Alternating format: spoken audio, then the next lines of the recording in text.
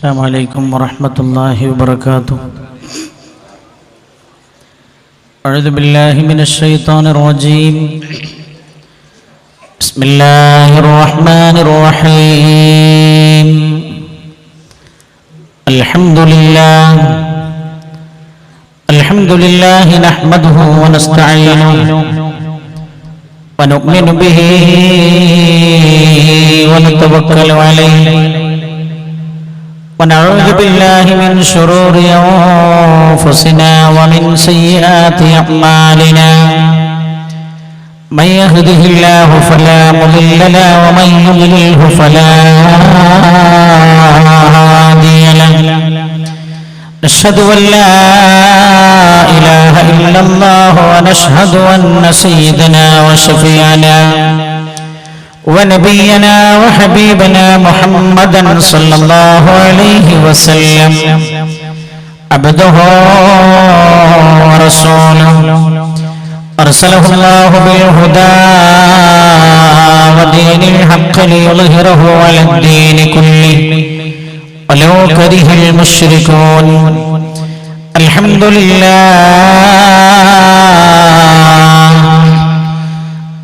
لله الذي خلق السماوات والأرض وما بينهما في 6 أيام ثم استوى على العرش. والصلاة والسلام على من لا نبي بعده والذي ينزل عليه الفرقان العظيم لهداية الأنام من الضلال إلى الهدى. وعلى آله وأصحابه الذين اتبعوه في كل وقت وحين والذين اتبعوهم بإحسان إلى يوم الدين. أما بعد، رب اشرح لي صدري ويسر لي أمري واحلل عقدة من لساني يفقهوا قولي. اللهم إن أريد إلا الإصلاح ما استطعت وما توفيقي إلا بالله عليه توكلت وإليه أنيب. بسم الله العظيم القدرة والشان شديد البطش والبرهان حافظ الدين والقرآن. بسم الله ما شاء الله كان وما لم يشأ لم يكن ولا حول ولا قوة إلا بالله العلي العظيم. اللهم اهدنا الصراط المستقيم صراط الأنبياء والأولياء والعلماء والشهداء والصديقين والصالحين وحسن أولئك رفيقا. أعوذ بالله من الشيطان الرجيم. بسم الله الرحمن الرحيم. وإنك لعلى خلق عظيم. وقال نبينا وحبيبنا محمد رسول الله صلى الله عليه وسلم إنما بعثت لأتمم مكارم الأخلاق وأجمل منك لم ترى قط عيني وأحسن منك لم تلد النساء وأجمل منك لم ترى قط عيني وأحسن منك لم تلد النساء. ما إن مدحت محمدا بمقالتي لكن مدحت مقالتي بمحمد. ऐसा मंजर जमाने में देखा नहीं जैसा मंजर मदीने में मौजूद है. सल्लल्लाहु अलैहि मुहम्मद सल्लल्लाहु अलैहि वसल्लम सल्लल्लाहु अलैहि मुहम्मद सल्लल्लाहु अलैहि वसल्लम. اللهم صل على محمد يا ربي صل عليه وسلم. വേദിയിൽ മുഖത്തരായ നമ്മുടെ ഈ പരിപാടിയുടെ ആദരണീയരായ അധ്യക്ഷൻ, ഈ സ്ഥാപനത്തിന്റെ സമാധാനായ പ്രസിഡന്റ്, ആദരണീയരായ കെ സുപ്പി ഹാജി അവറുകളെ, ഈ വേദി ഉദ്ഘാടനം ചെയ്ത് നമ്മളോട് സംസാരിച്ച ദാറുസ്സലാം അറബി കോളേജിന്റെ സമാധാനായ പ്രിൻസിപ്പൽ, കണ്ണൂർ ജില്ലാ ഇസ്വേസിന്റെ സമാധാനായ പ്രസിഡന്റുമായ ആദരണീയരായ അബൂബക്കർ ബാഖവി ഉസ്താദ് അവറുകളെ, വേദിയിൽ ഉൾപ്പെട്ടരായ ആദരണീയരായ സി കെ അബ്ദുൽ കരീം ഹാജി, ആദരണീയരായ സൈനുദ്ദീൻ ഉസ്താദ് തുടങ്ങി വേദിയിലുള്ള സമുന്നതരായ പണ്ഡിതന്മാരെ,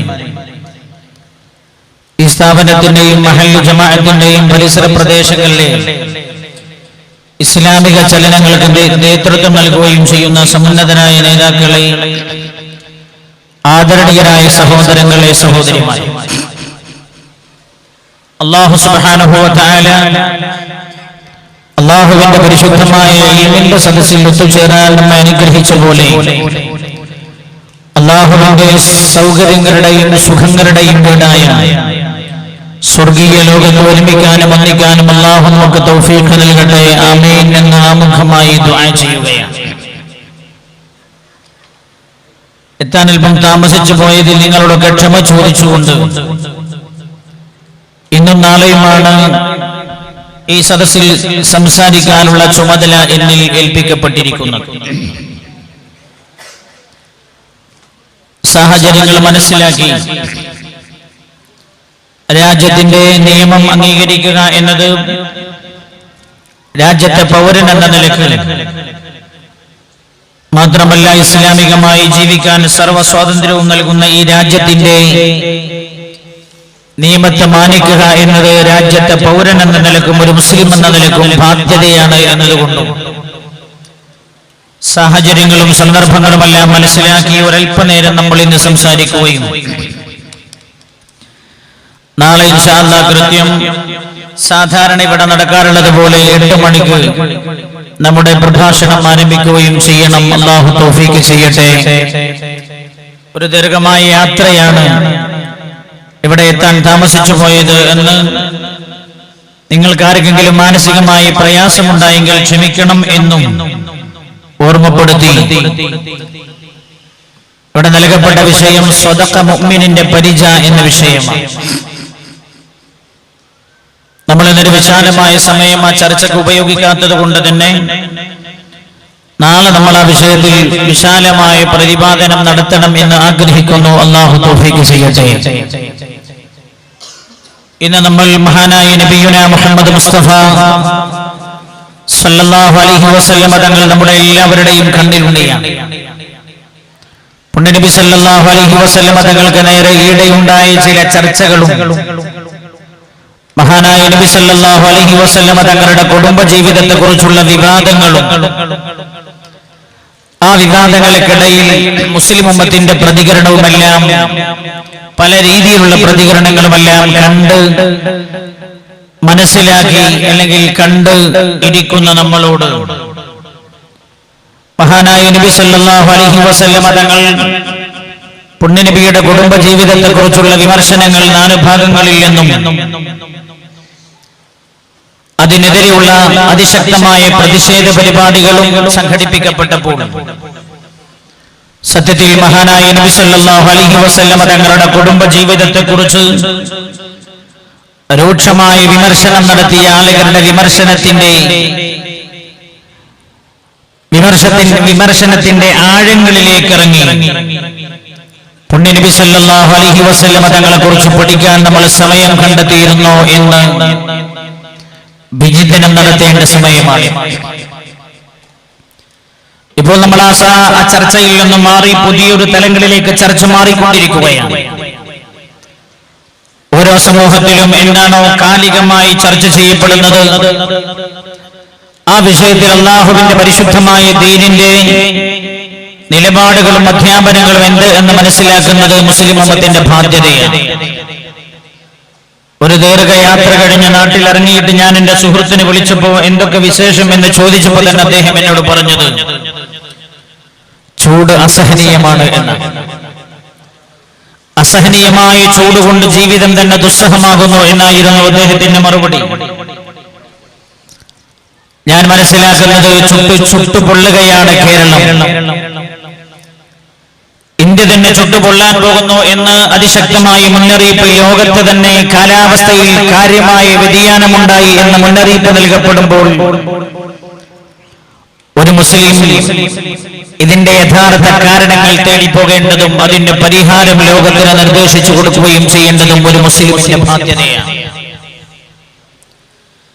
മഹാനായ നബിയുനാ മുഹമ്മദ് മുസ്തഫ സല്ലല്ലാഹു അലൈഹി വസല്ലം തങ്ങളുടെ കുടുംബ ജീവിതത്തെ കുറിച്ചുള്ള വളരെ ഗൗരവമേറിയ ചർച്ചകൾ നടന്നപ്പോഴും വികാരപരമായി പ്രതികരിക്കുന്നതിന് പകരം മഹാനായ നബി സല്ലല്ലാഹു അലൈഹി വസല്ലം തങ്ങളെ കുറിച്ച് പരിശുദ്ധ ഖുർആൻ പറഞ്ഞത് ലഖദ് കാന ലകും ഫീ റസൂലില്ലാഹി ഉസ്വത്തുൻ ഹസന, അല്ലാഹുവിന്റെ ഹബീബിൽ നിങ്ങൾക്ക് ഉദാത്തമായ മാതൃകയുണ്ട് എന്നാണ്. പുണ്യനബി സല്ലല്ലാഹു അലൈഹി വസല്ലം തങ്ങളുടെ കുടുംബ ജീവിതത്തിലെ മാതൃക എന്തായിരുന്നുവെന്ന് സമൂഹത്തിന് പകർന്നു കൊടുക്കേണ്ടതിന് പകരം വികാരപരമായി പലരും പ്രതികരിച്ചു എന്ന് നമ്മൾ സ്വയം വിചിന്തനം നടത്തേണ്ട സമയമാണ്. മഹാനായ നബിയുനാ മുഹമ്മദ് മുസ്തഫ സല്ലല്ലാഹു അലൈഹി വസല്ലം തങ്ങളിൽ നിന്ന് മനുഷ്യ സംസ്കാരത്തിനെതിരായത് അല്ലെങ്കിൽ മോശമായ സംസ്കാരത്തിന്റെ യാതൊരു ചലനവും അല്ലാഹുവിന്റെ ഹബീബിന്റെ ജീവിതത്തിൽ ഉണ്ടാവുകയില്ല എന്ന് അല്ലാഹു സാക്ഷ്യപ്പെടുത്തിയതാണ്. പരിശുദ്ധമായ ഖുർആൻ ഹബീബായ നബിയുനാ മുഹമ്മദ് മുസ്തഫ സല്ലല്ലാഹു അലൈഹി വസല്ലം തങ്ങളെ കുറിച്ച് പറഞ്ഞ ആയത്താണ് അല്ലാഹുവിന്റെ ഹബീബിന്റെ സ്വഭാവത്തെ കുറിച്ച് പ്രപഞ്ചനാഥനായ അല്ലാഹു സാക്ഷ്യപ്പെടുത്തിയതാണ്. നമ്മൾ ആമുഖമായി ഓതി കേൾപ്പിച്ചത് വഇന്നക ലഅലാ ഖുലുഖിൻ അളീം, അല്ലാഹുവിന്റെ ഹബീബേ അങ്ങ് ഏറ്റവും ഉദാത്തമായ ഏറ്റവും ഉന്നതമായ സ്വഭാവത്തിന്റെ ഉടമയാണെന്ന് അല്ലാഹു സാക്ഷ്യപ്പെടുത്തിയതാണ്. ആരാ സാക്ഷ്യപ്പെടുത്തിയത്? മനുഷ്യ സംസ്കാരത്തിന് ഏതാണ് നല്ലതും തീയതുമെന്ന് പഠിപ്പിക്കാനായി അല്ലാഹു 1,24,000 പ്രവാചകന്മാരെ പറഞ്ഞയച്ചത്.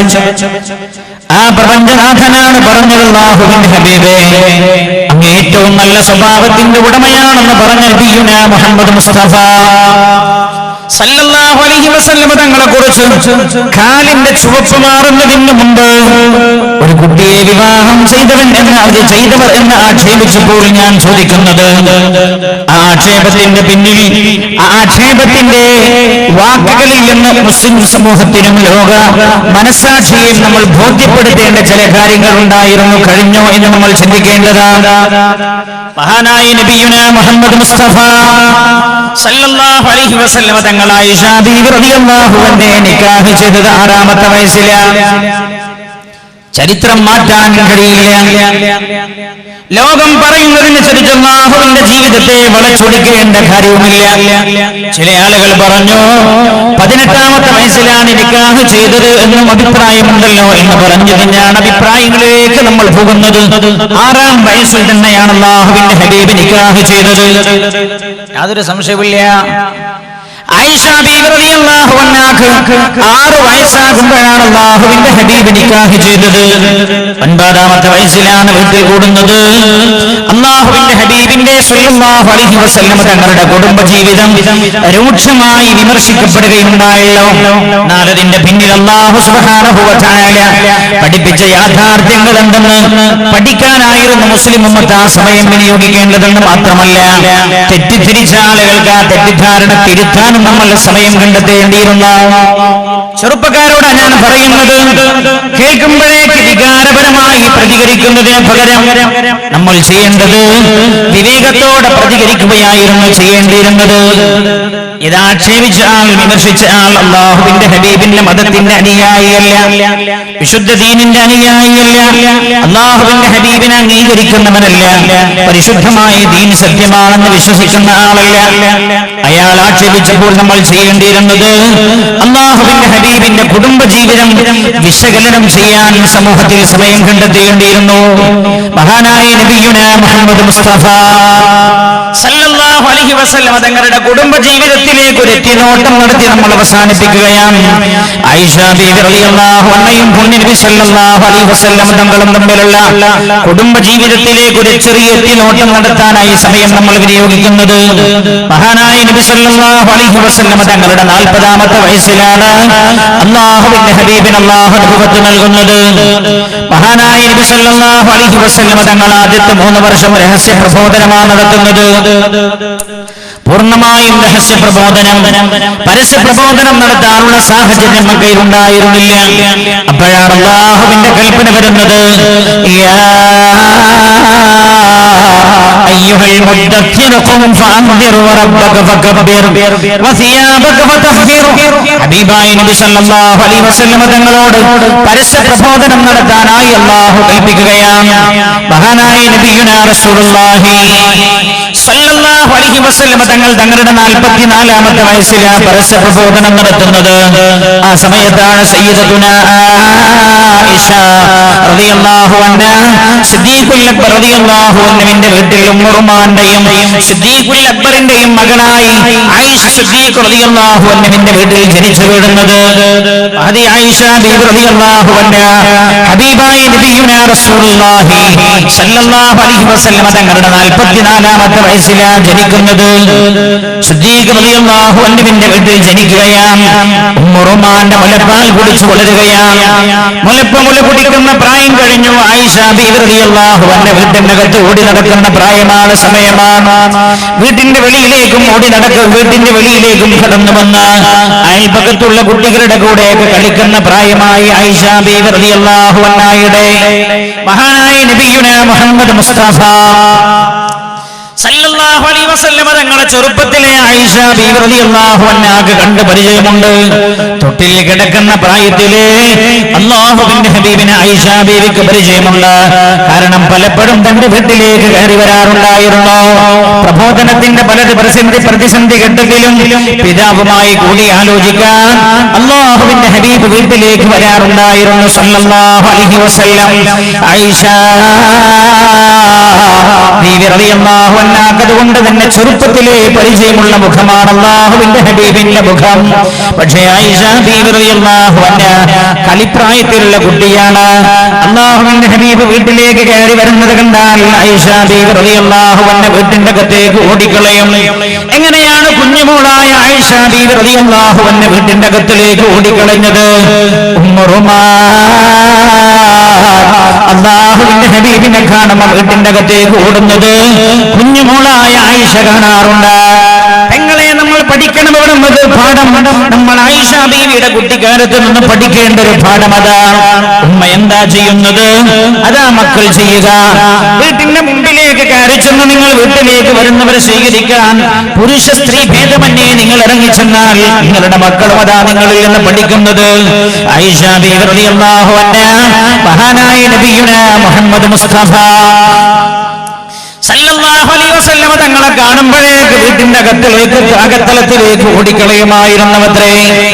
നബി സല്ലല്ലാഹു അലൈഹി വസല്ലം തങ്ങൾ പലപ്പോഴും വീട്ടിൽ വരും. പല കാര്യങ്ങളും പിതാവുമായി കൂടിയാലോചിക്കുന്നതും ആയിഷ ബീവി റളിയല്ലാഹു അൻഹയുടെ ശ്രദ്ധയിൽപ്പെട്ടിട്ടുണ്ട്. ഒരു ദിവസം അല്ലാഹുവിന്റെ ഹബീബ് കയറി വരാണ് വീട്ടിലേക്ക് കയറി വരുന്നത് ആയിഷ ബീവിയുടെ ശ്രദ്ധയിൽപ്പെട്ടിട്ടില്ല. മുറ്റത്ത് വെച്ച് കളിച്ചുകൊണ്ടിരിക്കുകയാണ് ആയിഷ ബീവി റളിയല്ലാഹു അൻഹ.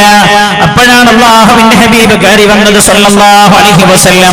ആയിഷ ബീവി റളിയല്ലാഹു അൻഹ അയൽപക്കത്തുള്ള കുട്ടികളുടെ കൂടെ കളിച്ചുകൊണ്ടിരിക്കുന്നു.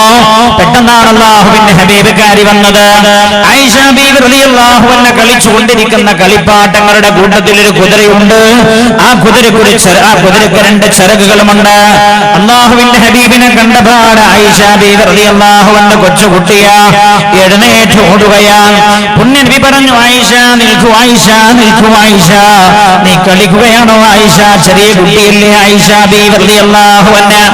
ഞാൻ പറയുന്നത് അങ്ങനെ ഒരു ചിന്ത പോലും അല്ലാഹുവിന്റെ ഹബീബിന്റെ മനസ്സിലുണ്ടായിരുന്നില്ല എന്ന കാര്യം ഓർമ്മപ്പെടുത്താനാ കുഞ്ഞുമോളോട് പറഞ്ഞ, മോളെ നിൽക്കു മോളെ, നീ കളിക്കുന്ന കളിപ്പാട്ടങ്ങളുടെ കൂട്ടത്തിൽ എന്തായി കുതിരക്ക് ചിറകോ കുഞ്ഞുമോളെ ആയിഷ എന്ന് അല്ലാഹുവിന്റെ ഹബീബ് ചോദിച്ചപ്പോഴാണ് ആയിഷ ബീവി റളിയല്ലാഹു അൻഹയുടെ മറുപടി ഉടനെ തന്നെ മറുപടി വരികയാണ് അല്ലാഹുവിന്റെ ഹബീബിനോട്, യാ റസൂലല്ലാഹ്, അല്ലാഹുവിന്റെ ഹബീബേ, സുലൈമാൻ നബി അലൈഹിസ്സലാമിന്റെ കുതിരക്ക് ചിറകുണ്ടായിരുന്നില്ലയോ നബിയേ? കേട്ടപ്പോൾ അല്ലാഹുവിന്റെ ഹബീബ് പോലും അന്താളിച്ചു പോയി. വിജ്ഞാനത്തിന്റെ ആയിഷ ബീവി റളിയല്ലാഹു അൻഹയുടെ വിജ്ഞാനത്തിന്റെ ആഴമാണ് അല്ലാഹുവിന്റെ ഹബീബ് മനസ്സിലാക്കിയത്. എപ്പോഴാ? കൊച്ചുകുട്ടിയായിരുന്നപ്പോഴേ അങ്ങനെ തന്നെയാണ്. മാത്രമല്ല, ഇന്നും എന്റെ പ്രിയമുള്ള സഹോദരങ്ങളെ, പരിശുദ്ധമായ ഇസ്ലാമിന്റെ പല നിയമങ്ങളും നമ്മെ പഠിപ്പിക്കുന്ന ഹദീസ് നമ്മെ പഠിപ്പിച്ചത് സയ്യിദത്തുനാ ആയിഷ റളിയല്ലാഹു അൻഹയായിരുന്നു. ഒരിക്കൽ കേട്ടാൽ പിന്നെ ആയിഷ ബീവി റളിയല്ലാഹു അൻഹ മറന്നു പോകാറുണ്ടായിരുന്നില്ല. ആയിഷ ബീവി റളിയല്ലാഹു അൻഹയുടെ മറുപടി ഇതായിരുന്നു, അല്ലാഹുവിന്റെ ഹബീബേ, സുലൈമാൻ നബി അലൈഹിസ്സലാമിന്റെ കുതിരക്കും ചിറകില്ലയോ നബിയേ? പുണ്യനബി സല്ലല്ലാഹു അലൈഹി വസല്ലം തങ്ങൾ ആ മറുപടി കേട്ട് ആശ്ചര്യഭരിതനായി പോയി. ആയിഷ ബീവി റളിയല്ലാഹു അൻഹ ഓടിക്കളയുകയാണ് വീട്ടിന്റെ കത്തളത്തിലേക്ക്. അങ്ങനെ അല്ലാഹുവിന്റെ ഹബീബിനെ ചെറുപ്പത്തിലെ പുണ്യനബി സല്ലല്ലാഹു അലൈഹി വസല്ലം തങ്ങളെ ആയിഷ ബീവി റളിയല്ലാഹു അൻഹക്ക് വല്ലാത്ത പരിചയമാണ്. മാത്രല്ല, ചെറുപ്രായത്തിൽ നമ്മൾ ആരെയാണോ കുട്ടികൾക്ക് പരിചയപ്പെടുത്തുന്നത് അവരാണ് ആ കുട്ടികളുടെ ജീവിതത്തിൽ വല്ലാതെ സ്വാധീനിക്കുക എന്നത് ആധുനിക മനഃശാസ്ത്ര ഗവേഷണമാണ്. എന്റെ പ്രിയമുള്ള സഹോദരങ്ങളെ, വീട്ടിന്റെ കത്തലങ്ങളിൽ നമ്മൾ ആരെയാണോ കുഞ്ഞുമക്കൾക്ക് പരിചയപ്പെടുത്തുന്നത് അവരായിരിക്കും ആ കുട്ടികളെ ഏറെ സ്വാധീനിക്കുന്നത്. ഒളിച്ചോടിപ്പോകുന്ന ഒരു രംഗമാണ് സിനിമയിലൂടെ കുഞ്ഞുമോൾ കണ്ടതെങ്കിൽ ആ രംഗം ആ കുട്ടിയെ വല്ലാതെ സ്വാധീനിക്കുമെന്ന് ആധുനിക മനഃശാസ്ത്രത്തിന്റെ പഠനമാണ് ഞാൻ പറഞ്ഞു വരുന്നത്. മഹാനായ നബിയുനാ മുഹമ്മദ് മുസ്തഫ സല്ലല്ലാഹു അലൈഹി വസല്ലം തങ്ങളുടെ 44ാമത്തെ വയസ്സിലാണ് ആയിഷ ബീവി റളിയല്ലാഹു അൻഹ ജനിച്ചത് എന്ന് പറഞ്ഞല്ലോ. സിദ്ദീഖുൽ അക്ബറിന്റെ വീട്ടിൽ വളർന്നുകൊണ്ടിരിക്കുകയാണ് ആയിഷ ബീവി റളിയല്ലാഹു അൻഹ. 4ാമത്തെ വയസ്സിലേക്ക് കടക്കുമ്പോഴാണ് അല്ലാഹുവിന്റെ ഹബീബ് നബിയുനാ മുഹമ്മദ് മുസ്തഫ സല്ലല്ലാഹു അലൈഹി വസല്ലം തങ്ങളുടെ ജീവിതത്തിൽ അല്ലാഹുവിന്റെ ഹബീബിന്റെ ജീവിതത്തിൽ ഏറെ പ്രയാസകരമായ സംഭവം ഉണ്ടാകുന്നത് സഹാബികളെ മുഴുവൻ വേദനിപ്പിച്ച സംഭവമായിരുന്നു അത്. മക്കക്കാർ അല്ലാഹുവിന്റെ റസൂലിനെയും അല്ലാഹുവിന്റെ ഹബീബിന്റെ കുടുംബത്തെയും ശൈബ് അബീ ത്വാലിബ് എന്ന് പറയുന്ന മലഞ്ചെരുവിൽ തടഞ്ഞു വെക്കുകയാണ്. അന്ന് ആയിഷ ബീവി റളിയല്ലാഹു അൻഹയുടെ പ്രായം 3 കഴിയുകയാണ്. അപ്പോഴാണ് ഈ ഉപരോധം ഉണ്ടാകുന്നത്. പുണ്യനബി സല്ലല്ലാഹു അലൈഹി വസല്ലം തങ്ങൾക്കും കുടുംബത്തിനും സഹാബികൾക്കും നേരെയുള്ള ഉപരോധമാണ്. ഇന്നും ശൈബ് അബീ ത്വാലിബ് എന്ന മലഞ്ചെരുവ് കാണുമ്പോൾ ഒരിറ്റ കണ്ണുനീർ കൊടുക്കാത്തവരുണ്ടാവുകയില്ല. 3 കൊല്ലം ഭക്ഷണമില്ലാതെ വെള്ളമില്ലാതെ അല്ലാഹുവിന്റെ ഹബീബും കുടുംബവും കഴിഞ്ഞുകൂടിയത് അവിടെയാണ്. ശൈബ് അബീ ത്വാലിബിന്റെ മലഞ്ചെരുവിലാണ് മഹാനായ നബിയുനാ റസൂലുള്ളാഹി സല്ലല്ലാഹു അലൈഹി വസല്ലം തങ്ങളെ ശത്രുക്കൾ തടഞ്ഞു വെച്ചിരിക്കുകയാണ്. അപ്പോഴതാ അല്ലാഹുവിന്റെ ഹബീബിന്റെ സന്നിധിയിലേക്ക് ഖദീജ ബീവി റളിയല്ലാഹു അൻഹ തന്റെ പൊന്നുമക്കളെയും കൂട്ടിയിട്ട് കടന്നു വരുന്നു. അല്ലാഹുവിന്റെ ഹബീബ് തന്റെ പ്രിയപ്പെട്ട ഭാര്യ ഖദീജ ബീവിയോട് പറഞ്ഞു, ഖദീജ, എന്നെ ഉപരോധിച്ചിരിക്കുകയാണ് മക്കക്കാർ. ഖദീജ, അതുകൊണ്ട് നിങ്ങൾ പൊന്നുമക്കളെ കൂട്ടിയിട്ട് നിങ്ങളുടെ വീട്ടിലേക്ക് പോയിക്കോളൂ ഖദീജ. ഇവിടെ ഉപരോധമാണ്, വെള്ളം കിട്ടില്ല ഖദീജ, ഭക്ഷണം കിട്ടില്ല ഖദീജ, പട്ടിണിയായിരിക്കും ഖദീജ. അങ്ങേക്ക് പട്ടിണി കിടന്ന് പരിചയമില്ലല്ലോ ഖദീജ. ഞാൻ ചെറുപ്പത്തിലെ പട്ടിണി കിടന്ന് പരിചയമുള്ള ആളാ.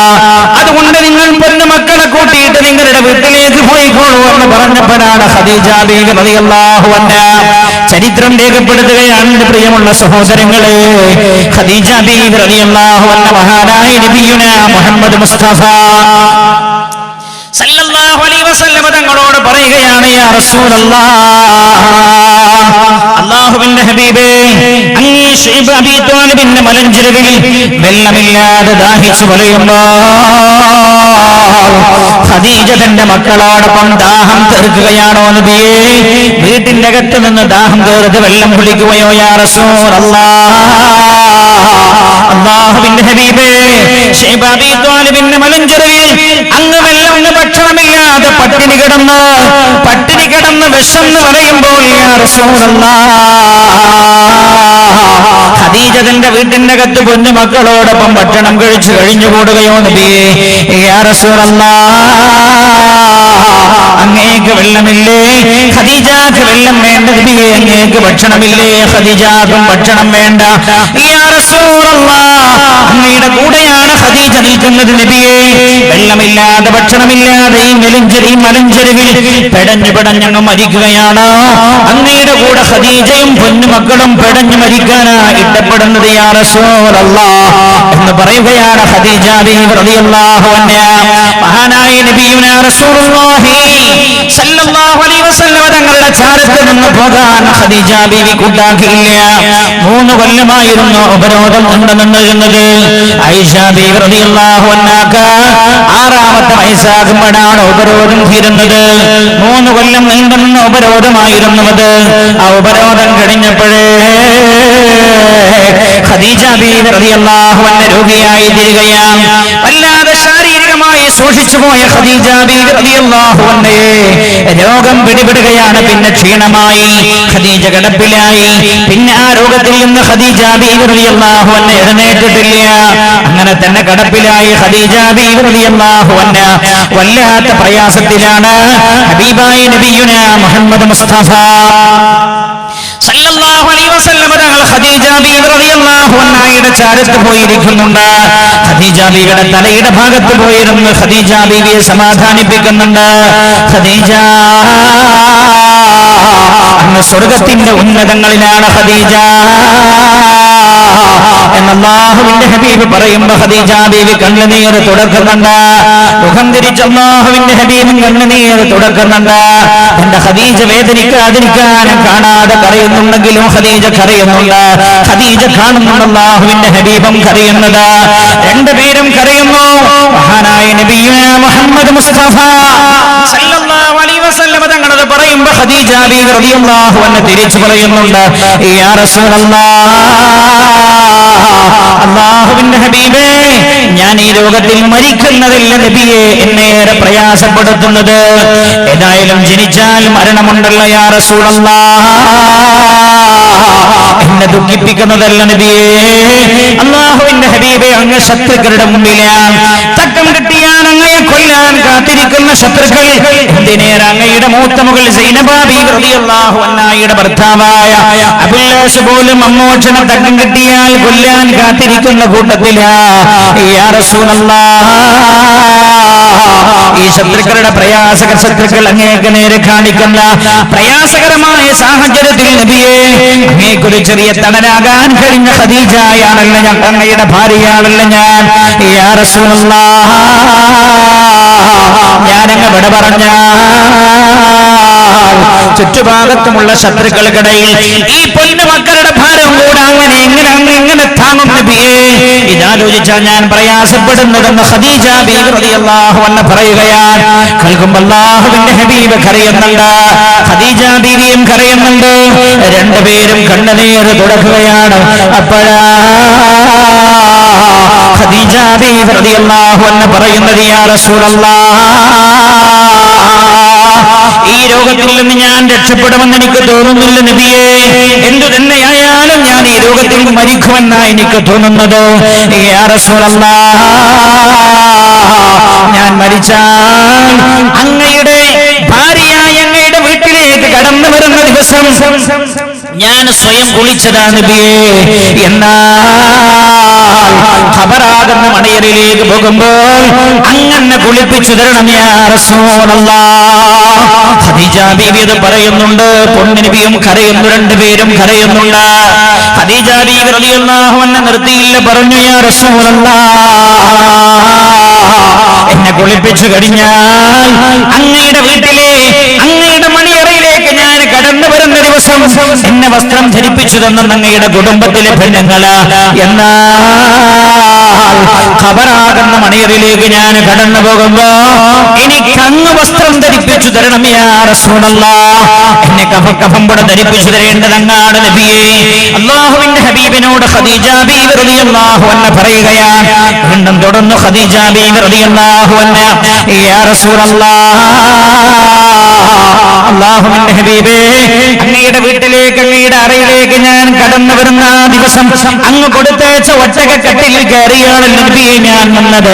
എന്നാൽ ഖബറാകുന്ന മടയിലേക്ക് എന്നെ കൊണ്ടുവരുന്ന എന്നെ കൊണ്ടുപോകാൻ വേണ്ടി വരുന്ന മയ്യിത്ത് കെട്ടിലാകുന്ന വാഹനത്തിലേക്ക് അങ്ങനെ കയറ്റിത്തരണം യാ റസൂലല്ലാഹ്.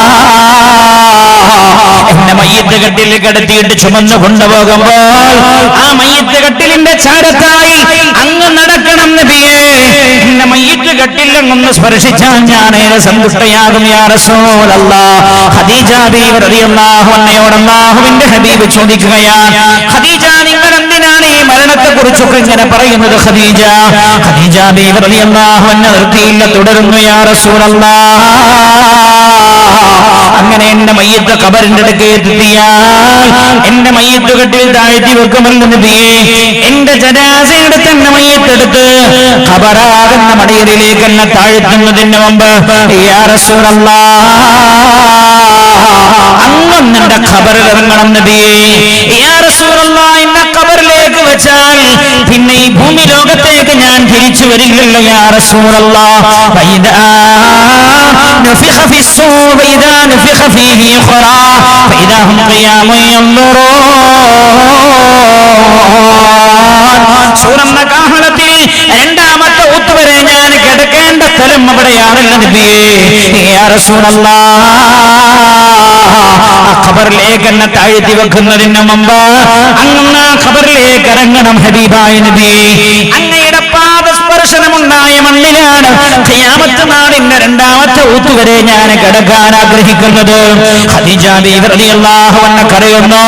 ഹബീബായ നബിയുനാ മുഹമ്മദ് മുസ്തഫ സല്ലല്ലാഹു അലൈഹി വസല്ലം തങ്ങളും കരയുന്നുണ്ട്. അത് കഴിഞ്ഞ് അല്ലാഹുവിന്റെ ഹബീബിനോട് പറയാം, ഖദീജ ബീവി റളിയല്ലാഹു അൻഹ തന്റെ വീടിന്റെ മേൽക്കൂരയിലേക്ക് ചൂണ്ടിക്കാണിച്ചിട്ട് പറഞ്ഞു, യാ റസൂലല്ലാഹ് അല്ലാഹുവിന്റെ ഹബീബേ, എന്നെ അങ്ങ് മയ്യിത്ത് കുളിപ്പിച്ചു കഴിഞ്ഞാൽ കഫം ചെയ്യേണ്ടത് ഈ വസ്ത്രത്തിലാണ് ഹബീബായ നബിയേ. ഈ വസ്ത്രം ഞാൻ അതിന് വേണ്ടി ഒരുക്കി വെച്ചതാണ്, എന്റെ കഫം പുടയാണ് ഹബീബായ നബിയേ. ഖദീജ ബീവി റളിയല്ലാഹു അൻഹ വഫാത്താവുകയാണ്. അല്ലാഹുവിന്റെ ഹബീബ് തേങ്ങി തേങ്ങി കരയുന്നു. ഖദീജ ബീവി റളിയല്ലാഹു അൻഹയുടെ മയ്യിത്ത് കുളിപ്പിക്കുകയാണ്. കഫം ചെയ്യാനായതാ എന്റെ ഖദീജ ഒരുക്കി വെച്ചിരിക്കുന്ന കഫം പുട എടുക്കുകയാണ്. എടുത്ത് കെട്ടടിച്ച് അതങ്ങ് നിവർത്തിയപ്പോഴാ ബകാ റസൂലുള്ളാഹ്. അല്ലാഹുവിന്റെ ഹബീബ് തേങ്ങി തേങ്ങി കരഞ്ഞു പോയതപ്പോഴാണ്. ശ്രദ്ധിച്ചു നോക്കുമ്പോൾ എന്തേ അല്ലാഹുവിന്റെ ഹബീബ് തേങ്ങി കരഞ്ഞത്? മക്കയിലെ ഏറ്റവും വലിയ ധനാഢ്യനായ ഖുവൈലിദിന്റെ മകളായ മക്കയിലെ ഏറ്റവും വലിയ കച്ചവടക്കാരിയായിരുന്ന ധനാഢ്യയായ ഖദീജ ബീവി റളിയല്ലാഹു അൻഹയുടെ തന്റെ പ്രിയപ്പെട്ട ഭാര്യയുടെ കഫം പൊടുവന്ന് കരഞ്ഞു പോയതാ. എത്രയോ തുണിക്കട്ടങ്ങൾ വെച്ച് തുന്നിച്ചേർത്ത് തുന്നിപ്പിടിപ്പിച്ചുണ്ടാക്കിയ കഫംപുടയായിരുന്നു ഖദീജ ബീവിയുടെ കഫംപുട. തന്റെ സ്വത്തെല്ലാം അല്ലാഹുവിന്റെ ഹബീബിനും വിശുദ്ധ ഇസ്ലാമിനും വാരിക്കോരി കൊടുത്തതാണ് ഖദീജ ബീവി റളിയല്ലാഹു അൻഹ. അങ്ങനെയാ ഖദീജ ബീവി ലോകത്തോട് വിട പറയുന്നത്. മഹാനായ നബിയുനാ റസൂലുള്ളാഹി സല്ലല്ലാഹു അലൈഹി വസല്ലം തങ്ങൾ തീർത്തും ഒറ്റപ്പെട്ടു പോയിരിക്കുകയാണ് തന്റെ വീട്ടിന്റെ അകത്തളത്തിൽ. അല്ലാഹുവിന്റെ ഹബീബിന്റെ പ്രിയപ്പെട്ട കുഞ്ഞുമക്കൾ മാത്രമാണ്, അല്ലാഹുവിന്റെ ഹബീബും മാത്രമാണ് വീട്ടിലുള്ളത്. ഇതിൽ മൂത്ത മോൾ സൈനബ് റളിയല്ലാഹു അൻഹ ഭർത്താവായ അബുല്ലാസിന്റെ കൂടെയാണ്. അബുല്ലാസ് ശത്രുപക്ഷത്താണ്. അതുകൊണ്ട് സൈനബ ബീവിയെ വീട്ടിലേക്ക് പറഞ്ഞേക്കാറില്ല. ഉമ്മ മരിച്ചാൽ പിന്നെ വീട്ടിന്റെ ഏറ്റവും വലിയ തുണയാകാറുള്ളത് വലിയ മക്കളാണല്ലോ. എന്നാൽ സൈനബ് റളിയല്ലാഹു അൻഹയെ അബുല്ലാസ് വീട്ടിലേക്ക് പറഞ്ഞേക്കാറില്ല.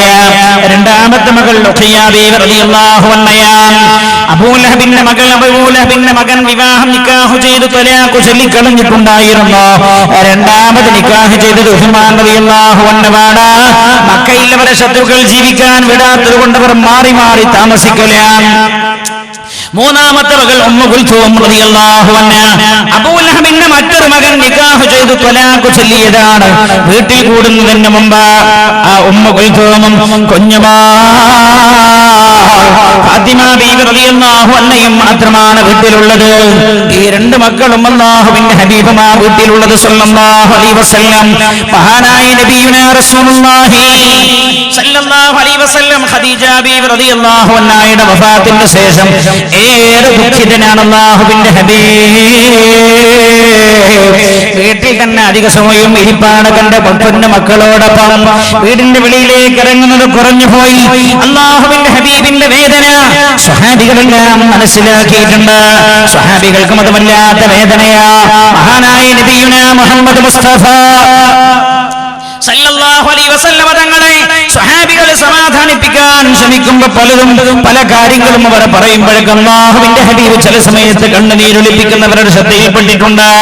മഹാനായ നബിയുനാ റസൂലുള്ളാഹി സല്ലല്ലാഹു അലൈഹി വസല്ലം തങ്ങളെ വീട്ടിന്റെ അകത്തളത്തിൽ തന്നെയാണ് സ്വഹാബികൾ സന്ദർശിക്കാൻ പോകാറുണ്ട്. അല്ലാഹുവിന്റെ ഹബീബിനെ പുണ്യനബി ഒറ്റപ്പെട്ട് കഴിയുന്നത് സ്വഹാബികളിൽ വല്ലാത്ത പ്രയാസമുണ്ടാക്കി.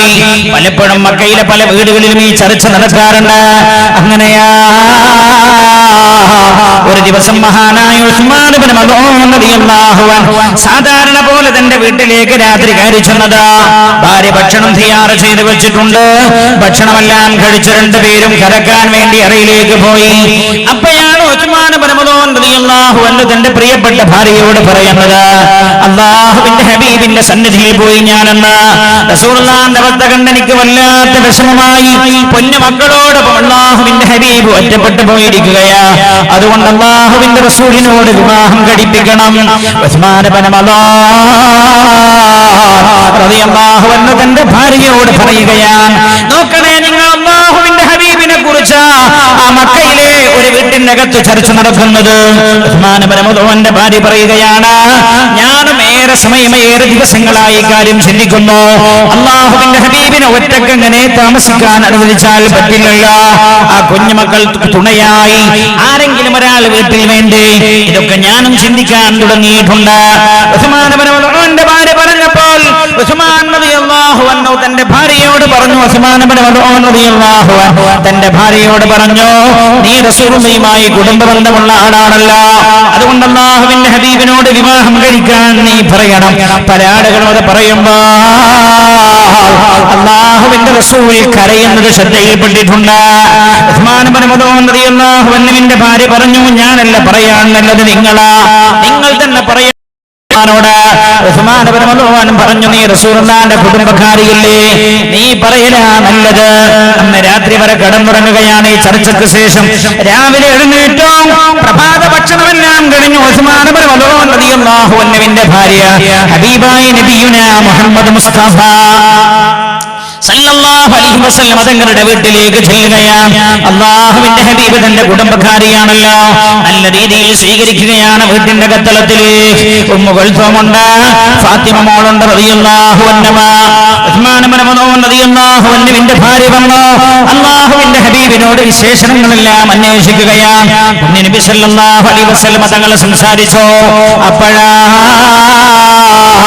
കേൾക്കണം എന്റെ പ്രിയമുള്ള സഹോദരങ്ങളെ, ലൈംഗിക ആസക്തിയുടെ തലപ്പത്തി പ്രവാചകനെ കൊണ്ടുപോയിരിക്കാൻ ശ്രമിച്ചവർക്ക് ചരിത്രമാ മറുപടി പറയുന്നത്.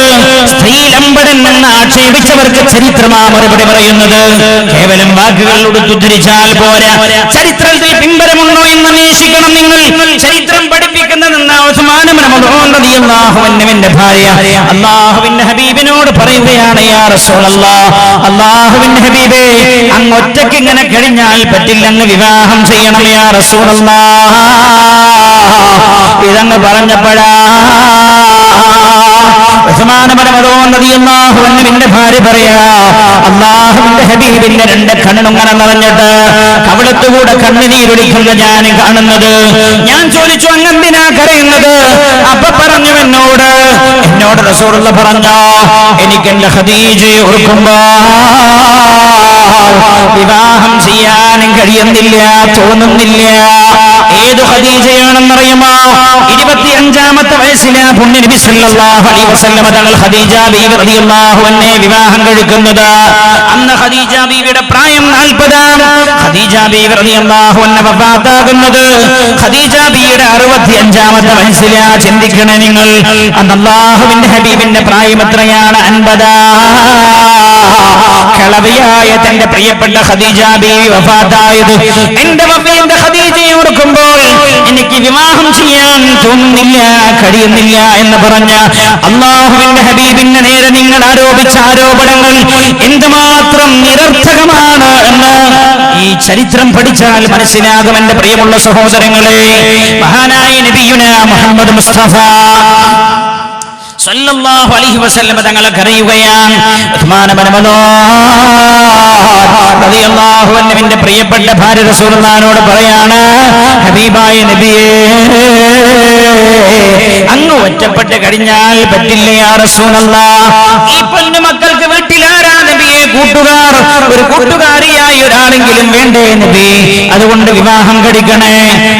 അങ്ങേക്ക് വിവാഹമോചനം ചെയ്യപ്പെട്ട സ്ത്രീകളെയാണോ അല്ലാഹുവിന്റെ ഹബീബ് എന്ന് വിവാഹം കഴിക്കാൻ ആഗ്രഹിക്കുന്നതെങ്കിൽ അങ്ങനെയുള്ള ധാരാളം സ്ത്രീകൾ മക്കയിലുണ്ട്. അതല്ല, ഭർത്താക്കന്മാർ മരിച്ചുപോയ വിധവകളായ സ്ത്രീകളെയാണെന്ന് വിവാഹം കഴിക്കാൻ താല്പര്യപ്പെടുന്നതെങ്കിൽ അങ്ങനെയുള്ള സ്ത്രീകളുമുണ്ടല്ലോ നബിയേ. അതല്ല കന്യകയായ സ്ത്രീകളെയാണെങ്കിൽ വിവാഹം കഴിക്കാൻ ഉദ്ദേശിക്കുന്നതെങ്കിൽ യാ റസൂലല്ലാഹ്, അങ്ങനെയുള്ള സ്ത്രീകളും മക്കയിലുണ്ടല്ലോ നബിയേ. അങ്ങയുടെ ഏറ്റവും അടുത്ത സുഹൃത്തായ അബൂബക്കറിന്റെ മകൾ ആയിഷ ഉണ്ടല്ലോ നബിയേ എന്ന് ഓർമ്മപ്പെടുത്തി. ഒരക്ഷരം പോലും അല്ലാഹുവിന്റെ ഹബീബ് പറഞ്ഞില്ല. കണ്ണുനീര് തുടക്കുന്നത് അവർ കാണുന്നത്. അവർ വീട്ടിൽ നിന്ന് ഇറങ്ങി പോരുകയാണ്. മഹാനായ നബിയുനാ മുഹമ്മദ് മുസ്തഫ സല്ലല്ലാഹു അലൈഹി വസല്ലം തങ്ങൾ മറ്റൊരു വിവാഹം എന്ന കാര്യമേ ചിന്തിച്ചു തുടങ്ങിയിട്ടില്ല. ആലോചിക്കേണ്ട പ്രിയമുള്ളവരെ, ചരിത്രം പഠിക്കണേ നിങ്ങൾ. ദിവസങ്ങൾ അങ്ങനെ കഴിഞ്ഞു പോവുകയാണ്. ആ ഇടയാണ് അല്ലാഹുവിന്റെ ഹബീബ് ഒരു സ്വപ്നം കാണുന്നത്. എന്താ സ്വപ്നം? രാത്രിയിലാണ്. പ്രവാചകന്മാരുടെ സ്വപ്നം കേവലം സ്വപ്നമല്ലല്ലോ. പരിശുദ്ധമായ ഇസ്ലാമിന്റെ 5ാമത്തെ തമ്പമാണല്ലോ ഹജ്ജ്. ഹജ്ജിന്റെ പ്രധാന സ്മരണ എന്താ? ഒരു ഹാജി ഏറ്റവും കൂടുതൽ ദിവസം താമസിക്കുന്നത് മിനയിലാണല്ലോ എന്റെ പ്രിയമുള്ളവരെ. മിനയിൽ നിന്നൊരു ഹാജ് പഠിക്കേണ്ടതെന്താ? സ്വന്തം മകൻ അറുക്കാൻ തയ്യാറായ ഖലീലുല്ലാഹി ഇബ്രാഹിം അലൈഹിസ്സലാമിന്റെ ചരിത്രമാണ്. സ്വന്തം മകൻ അറുക്കാൻ ഇബ്രാഹിം അലൈഹിസ്സലാം കൊണ്ടുപോകുന്നത് ഒരു സ്വപ്ന ദർശനത്തിന്റെ ഭാഗമായിരുന്നുവെന്ന് ഖുർആൻ തന്നെ പറഞ്ഞിട്ടുണ്ട്. യാ ബുനയ്യ ഇന്നി അറാ ഫിൽ മനാമി അന്നി അദ്ബഹുക ഫൻദുർ മാദാ തറാ. അതുകൊണ്ട് പ്രവാചകന്മാരുടെ സ്വപ്നം കേവല സ്വപ്നമല്ല. മഹാനായ നബിയുനാ മുഹമ്മദ് മുസ്തഫ ഉച്ചത്തിൽ സ്വലാത്ത് ചൊല്ലി നമുക്ക് ദുആ ചെയ്യണം. അവസാനം ഒരു സുദീർഘമായ ഭാഷണത്തിലേക്കൊന്നും ഞാൻ കടക്കുന്നില്ല. നാളെ നമ്മൾ നേരത്തെ തുടങ്ങുകയും വിഷയം ഇൻഷാ അല്ലാഹ് എത്തിപ്പെടാൻ കഴിയാവുന്ന ഭാഗങ്ങളെല്ലാം നമുക്ക് എത്തിപ്പെട്ട് സംസാരിക്കുകയും ചെയ്യണം. അല്ലാഹു അനുഗ്രഹിക്കുമാറാകട്ടെ. മഹാനായ നബിയുനാ മുഹമ്മദ് മുസ്തഫ സല്ലല്ലാഹു അലൈഹി വസല്ലം തങ്ങൾ ഒരു സ്വപ്നം കാണുകയാണ്. എന്തായിരുന്നു ആ സ്വപ്നം എന്നറിയുമോ? ജിബ്രീൽ അലൈഹിസ്സലാം റസൂലുള്ളാഹിന്റെ അടുത്തേക്ക് വരുന്നു. അല്ലാഹുവിന്റെ ഹബീബിന് പട്ടിൽ പൊതിഞ്ഞൊരു സമ്മാനം റസൂലുള്ളാഹിക്ക് സമർപ്പിക്കുകയാണ്. നബി സല്ലല്ലാഹു അലൈഹി വസല്ലം സ്വപ്നത്തിനാണ് ആ സമ്മാനം തന്റെ ഇരു കൈകൾ കൊണ്ടും താല്പര്യത്തോടെ ഏറ്റുവാങ്ങുന്നു. സ്വപ്ന ഉറക്കത്തിൽ തന്നെ അല്ലാഹുവിന്റെ ഹബീബ പട്ടുവസ്ത്രം നീക്കി നോക്കുകയാണ്. നീക്കി നോക്കുമ്പോൾ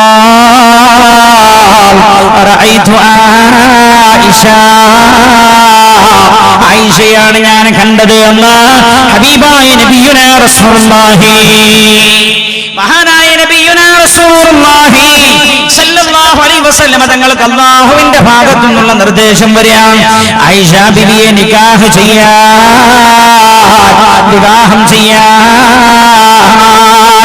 നേരത്തെ ഉസ്മാൻ റളിയല്ലാഹു അൻഹുവിന്റെ ഭാര്യ പറഞ്ഞ ഭാഗം ചിന്തിച്ചിട്ട് പോലുമില്ല. അപ്പോൾ അവരോട് പറഞ്ഞത്, ആയിഷ ചെറിയ മോളല്ലേ എന്ന് പറഞ്ഞൊഴിഞ്ഞു മാറിയ മഹാനായ നബിയുനാ റസൂലുള്ളാഹി സല്ലല്ലാഹു അലൈഹി വസല്ലം തങ്ങൾക്ക് സ്വപ്ന ദർശനം ഉണ്ടാവുകയാണ്. അല്ലാഹുവിന്റെ ഭാഗത്തു നിന്നുള്ള നിർദ്ദേശം ഉണ്ടാവുകയാണ്. ആയിഷ ബിയെ വിവാഹം കഴിക്കാൻ പടച്ച റബ്ബിന്റെ നിർദ്ദേശമാണ്. അല്ലാഹു ഒരു കാര്യം നിർദ്ദേശിച്ചാൽ പിന്നെ അതിൽ നിന്നൊരിഞ്ച് പോലും അല്ലാഹുവിന്റെ ഹബീബ് പിന്നോട്ട് മാറി നിൽക്കില്ലല്ലോ. മഹാനായ നബിയുനാ റസൂലുള്ളാഹി സല്ലല്ലാഹു അലൈഹി വസല്ലം തങ്ങൾക്ക് ഈ നിർദ്ദേശം കിട്ടിയപ്പോഴാ അല്ലാഹുവിന്റെ ഹബീബ് സിദ്ദീഖ് റളിയല്ലാഹു അൻഹുവിന്റെ വീട്ടിലേക്ക് ഉസ്മാൻ റളിയല്ലാഹു അൻഹുവിന്റെ ഭാര്യയെ തന്നെ പറഞ്ഞേക്കുന്നത്. എന്താ കാരണം? നേരത്തെ ഇവർ ഈ കാര്യം പറഞ്ഞിട്ടുണ്ടായിരുന്നല്ലോ. ഉസ്മാൻ റളിയല്ലാഹു അൻഹുവിന്റെ ഭാര്യ മഹാനായ നബിയുനാ റസൂലുള്ളാഹി സല്ലല്ലാഹു അലൈഹി വസല്ലം തങ്ങൾക്ക് വേണ്ടി ആയിഷ ബീവിയെ അന്വേഷിക്കാനായി സിദ്ദീഖുൽ അക്ബറിന്റെ വീട്ടിലേക്ക് ചെല്ലുകയാ. സിദ്ദീഖ് റളിയല്ലാഹു അൻഹു വീട്ടിലില്ല, ഭാര്യ ഉമ്മു റുമാനാണ് വീട്ടിലുള്ളത്. വീട്ടിലേക്ക് കയറി ചെന്നു. ഉസ്മാൻ റളിയല്ലാഹു അൻഹുവിന്റെ ഭാര്യ ഉമ്മു റുമാനോട് പറഞ്ഞു, ആയിഷ മോളെ, റസൂലുള്ളാഹിക്ക് വേണ്ടി അന്വേഷിക്കാൻ വന്നതാണ് ഞാൻ. ഉമ്മു റുമാനെ കേട്ടപ്പോൾ അതിയായ സന്തോഷമായി. ഉമ്മു റുമാൻ പറഞ്ഞു, വല്ലാത്ത സന്തോഷം എനിക്ക്, പക്ഷേ ഞാനല്ല ഈ കാര്യത്തിൽ തീരുമാനിക്കേണ്ടത്, സിദ്ദീഖുൽ അക്ബർ അവർ വീട്ടിന്റെ വെളിയിലാണ്, ഇതുവരെ വന്നിട്ടില്ല. ഉസ്മാൻ റളിയല്ലാഹു അൻഹുവിന്റെ ഭാര്യ തിരിച്ചു പോരുകയാണ്. സിദ്ദീഖ് റളിയല്ലാഹു അൻഹു വീട്ടിലേക്ക് വന്നപ്പോൾ ഉമ്മു റുമാൻ ഈ കാര്യം സിദ്ദീഖുൽ അക്ബറിന്റെ ശ്രദ്ധയിൽപ്പെടുത്തുന്നു. കേട്ടപാട് സിദ്ദീഖ് റളിയല്ലാഹു അൻഹുവിന് എന്തെന്നില്ലാത്ത സന്തോഷം. മഹാനവറുകൾ പറഞ്ഞു, നേരത്തെ ഒരാൾ ആയിഷയെ അന്വേഷിച്ചവരുണ്ടായിരുന്നല്ലോ, ഞാൻ ആ കാര്യമൊന്ന് അന്വേഷിക്കട്ടെ. ആ കുടുംബത്തിൽ പോയി അന്വേഷിച്ചപ്പോഴാണ് സിദ്ദീഖ് റളിയല്ലാഹു അൻഹു വിശുദ്ധ ഇസ്ലാമിലേക്ക് കടന്നു വരികയും അല്ലാഹുവിന്റെ ഹബീബിന്റെ ഏറ്റവും അടുത്ത അനുയായിയാവുകയും ചെയ്ത കാരണത്താൽ സിദ്ദീഖുൽ അക്ബറിനോട് വല്ലാത്ത വെറുപ്പിലായിരുന്നവർ. അതുകൊണ്ട് ആ വിവാഹം വേണ്ടെന്ന് വെച്ചതാണവർ. മഹാനായ സിദ്ദീഖ് റളിയല്ലാഹു അൻഹുവിന് വല്ലാത്ത താൽപര്യമായി, സന്തോഷമായി. മഹാനായ നബിയുനാ മുഹമ്മദ് മുസ്തഫ സല്ലല്ലാഹു അലൈഹി വസല്ലം തങ്ങൾക്ക് തന്റെ പൊന്നുമോളെ നൽകാൻ സിദ്ദീഖുൽ അക്ബർ റളിയല്ലാഹു അൻഹു തീരുമാനിക്കുകയാ. അങ്ങനെ അതാ നിക്കാഹിന്റെ ദിവസം കാണുന്നു. നിക്കാഹ് നിശ്ചയിക്കപ്പെടാൻ മഹാനായ നബിയുനാ റസൂലുള്ളാഹി സല്ലല്ലാഹു അലൈഹി വസല്ലം തങ്ങളതാ അല്ലാഹുവിന്റെ ഹബീബ് സിദ്ദീഖുൽ അക്ബറിന്റെ വീട്ടിലേക്ക് വരുന്നു. മഹാനായ നബിയുനാ റസൂലുള്ളാഹി സല്ലല്ലാഹു അലൈഹി വസല്ലം തങ്ങളുടെ 50ാമത്തെ വയസ്സിൽ ആയിഷ ബീവി റളിയല്ലാഹു അൻഹയുടെ 6ാമത്തെ വയസ്സ് കഴിഞ്ഞ് 7ാമത്തെ വയസ്സിലേക്ക് കടക്കുന്ന ഘട്ടത്തിൽ മഹാനായ നബി സല്ലല്ലാഹു അലൈഹി വസല്ലം തങ്ങളുടെ സിദ്ദീഖുൽ അക്ബർ റളിയല്ലാഹു അൻഹുവിന്റെ വീട്ടിലേക്ക് വരുന്നു. വീട്ടിന്റെ അകത്തളത്തിൽ വെച്ചതാ നിക്കാഹ് നടക്കുകയാ. ഉമ്മു റുമാൻ പൊന്നുമോളെ വിളിച്ചു കൊണ്ടുവരുന്നു. കളിക്കുകയായിരുന്നു ആയിഷ ബീവി റളിയല്ലാഹു അൻഹ. നിക്കാഹ് നടക്കുമ്പോൾ, നിക്കാഹ് നടക്കാനായി പുണ്യനബി വരുമ്പോൾ ആയിഷ ബീവി തന്റെ സുഹൃത്തുക്കളോടൊപ്പം കളിക്കുകയാ.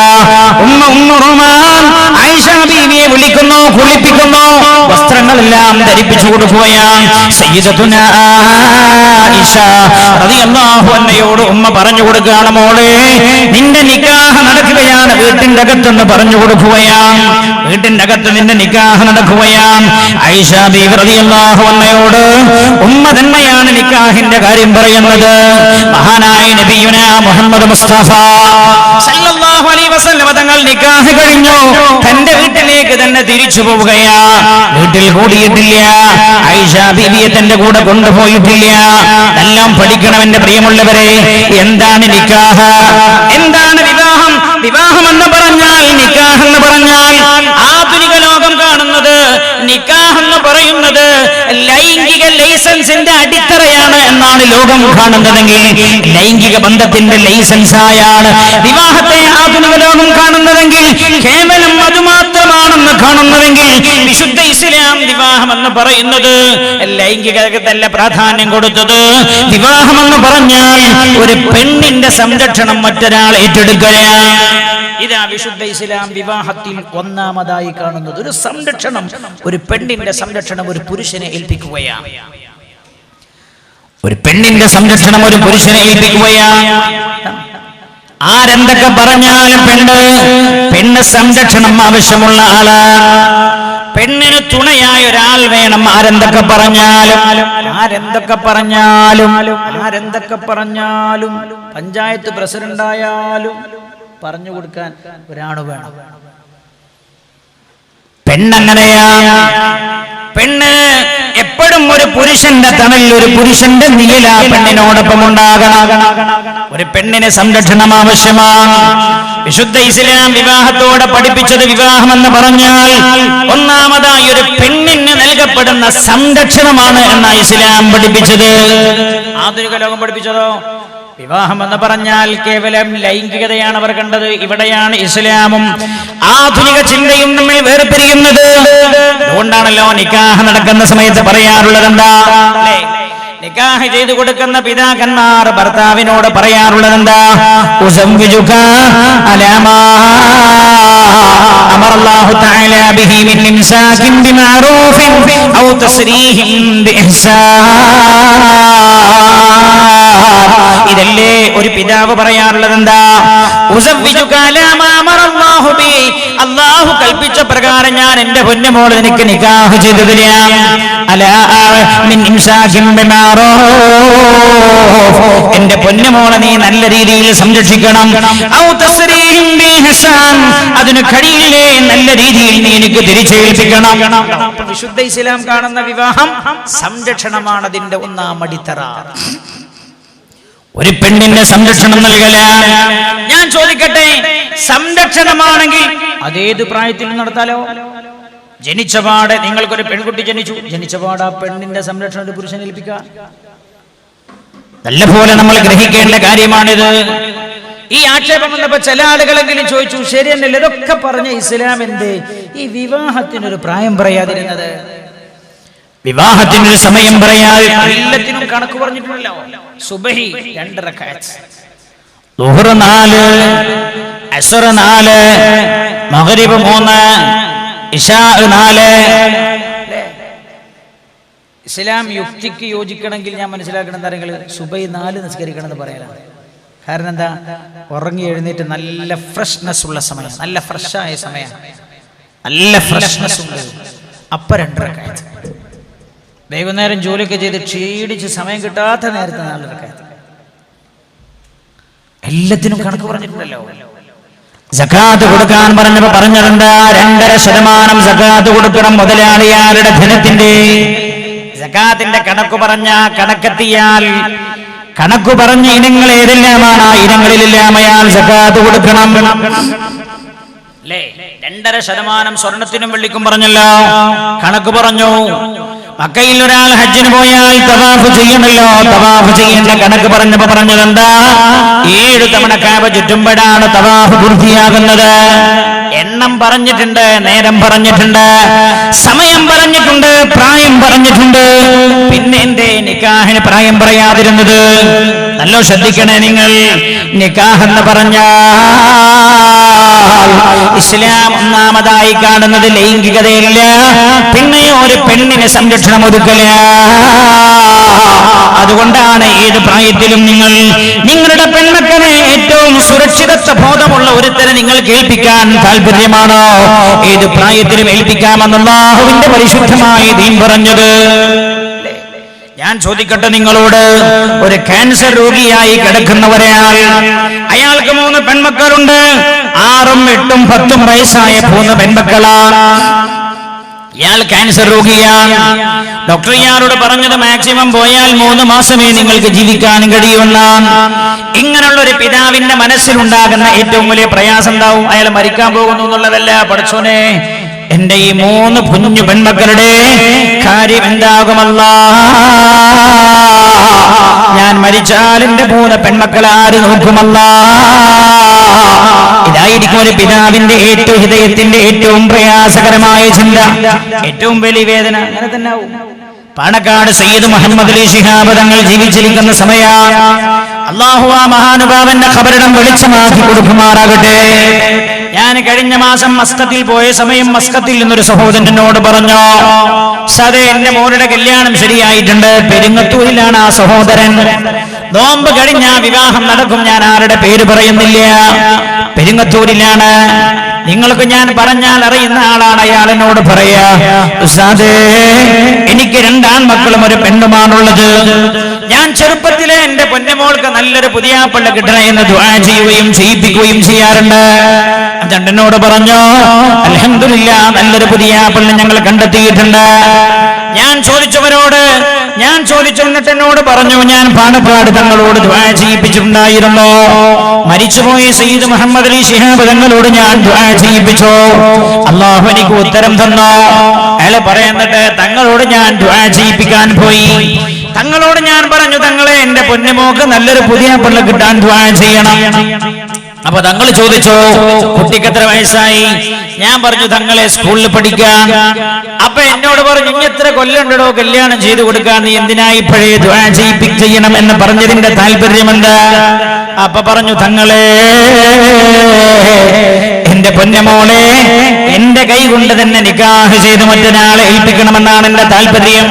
അതിനെനിക്ക് ദീർഘായുസ് ഉണ്ടാകാനും നല്ലൊരു പുതിയ ആപ്പിളെ എന്റെ പൊന്നുമോൾക്ക് കിട്ടാനും നിങ്ങൾ ദുആ ചെയ്യണം. അപ്പൊ തങ്ങൾ ചോദിച്ചത്രേ ഇയാളോട്, നീ ജീവിച്ചിരിക്കുന്നില്ലെങ്കിലും നിന്റെ മോളെ കല്യാണമൊക്കെ കഴിയല്ലോ? ഇയാള് പറഞ്ഞു, കഴിയും തങ്ങളെ, ശരിയാണ്, ഞാനിനി മരിച്ചു എന്ന് വെക്കുക, എന്നാലും എന്റെ പൊന്നമോളുടെ കല്യാണം കഴിയും, അതിലൊന്നും സംശയമില്ല. തങ്ങൾ എന്നോട് ചോദിച്ചു, എത്ര വാപ്പാരില്ലാത്ത കുട്ടികളെ കല്യാണം കഴിയുന്നുണ്ട്? ഞാൻ പറഞ്ഞു, തങ്ങളെ ശരിയാ, ഞാനൊരു പക്ഷേ മരിച്ചാൽ എന്റെ പൊന്നമോളെ എന്റെ ഭാര്യയുടെ ആങ്ങളമാർ, എന്റെ അളിയന്മാർ, അവരുടെ അമ്മാവന്മാർ ഒരുപക്ഷെ അവളെ കല്യാണം കഴിപ്പിക്കും, അല്ലെങ്കിൽ എന്റെ ചേട്ടാനുജന്മാർ അവളെ കല്യാണം കഴിപ്പിക്കും, ശരിയാ. പക്ഷേ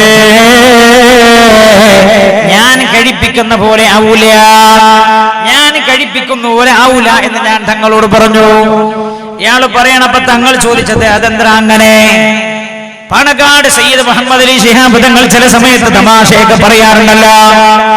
ചില സമയം മഹാനവറുകൾ അടുത്ത ആളുകളാണെങ്കിൽ തമാശ പറയുന്നതല്ല അങ്ങനെയെന്ന് ചോദിച്ചപ്പോ ഇയാള് പറഞ്ഞത്ര, തങ്ങളെ എന്റെ പൊന്നമോളുടെ സുരക്ഷിതത്വ ബോധത്തിൽ എന്നെക്കാൾ കൂടുതൽ ശ്രദ്ധ ഉള്ള ഒരാൾ ആകാശത്തിന് ചുവട്ടിലുണ്ടാവില്ല.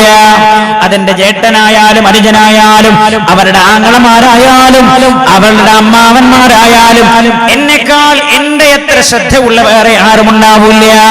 തങ്ങളെ ഞാൻ എന്റെ മകൾക്കൊരു പുതിയ ആപ്പിളെ അന്വേഷിക്കുമ്പോൾ എന്റെ മോൾ ഏറ്റവും സുരക്ഷിതമാകുന്നത് എവിടെയാണ് എന്നാണ് ഞാൻ അന്വേഷിക്കുക.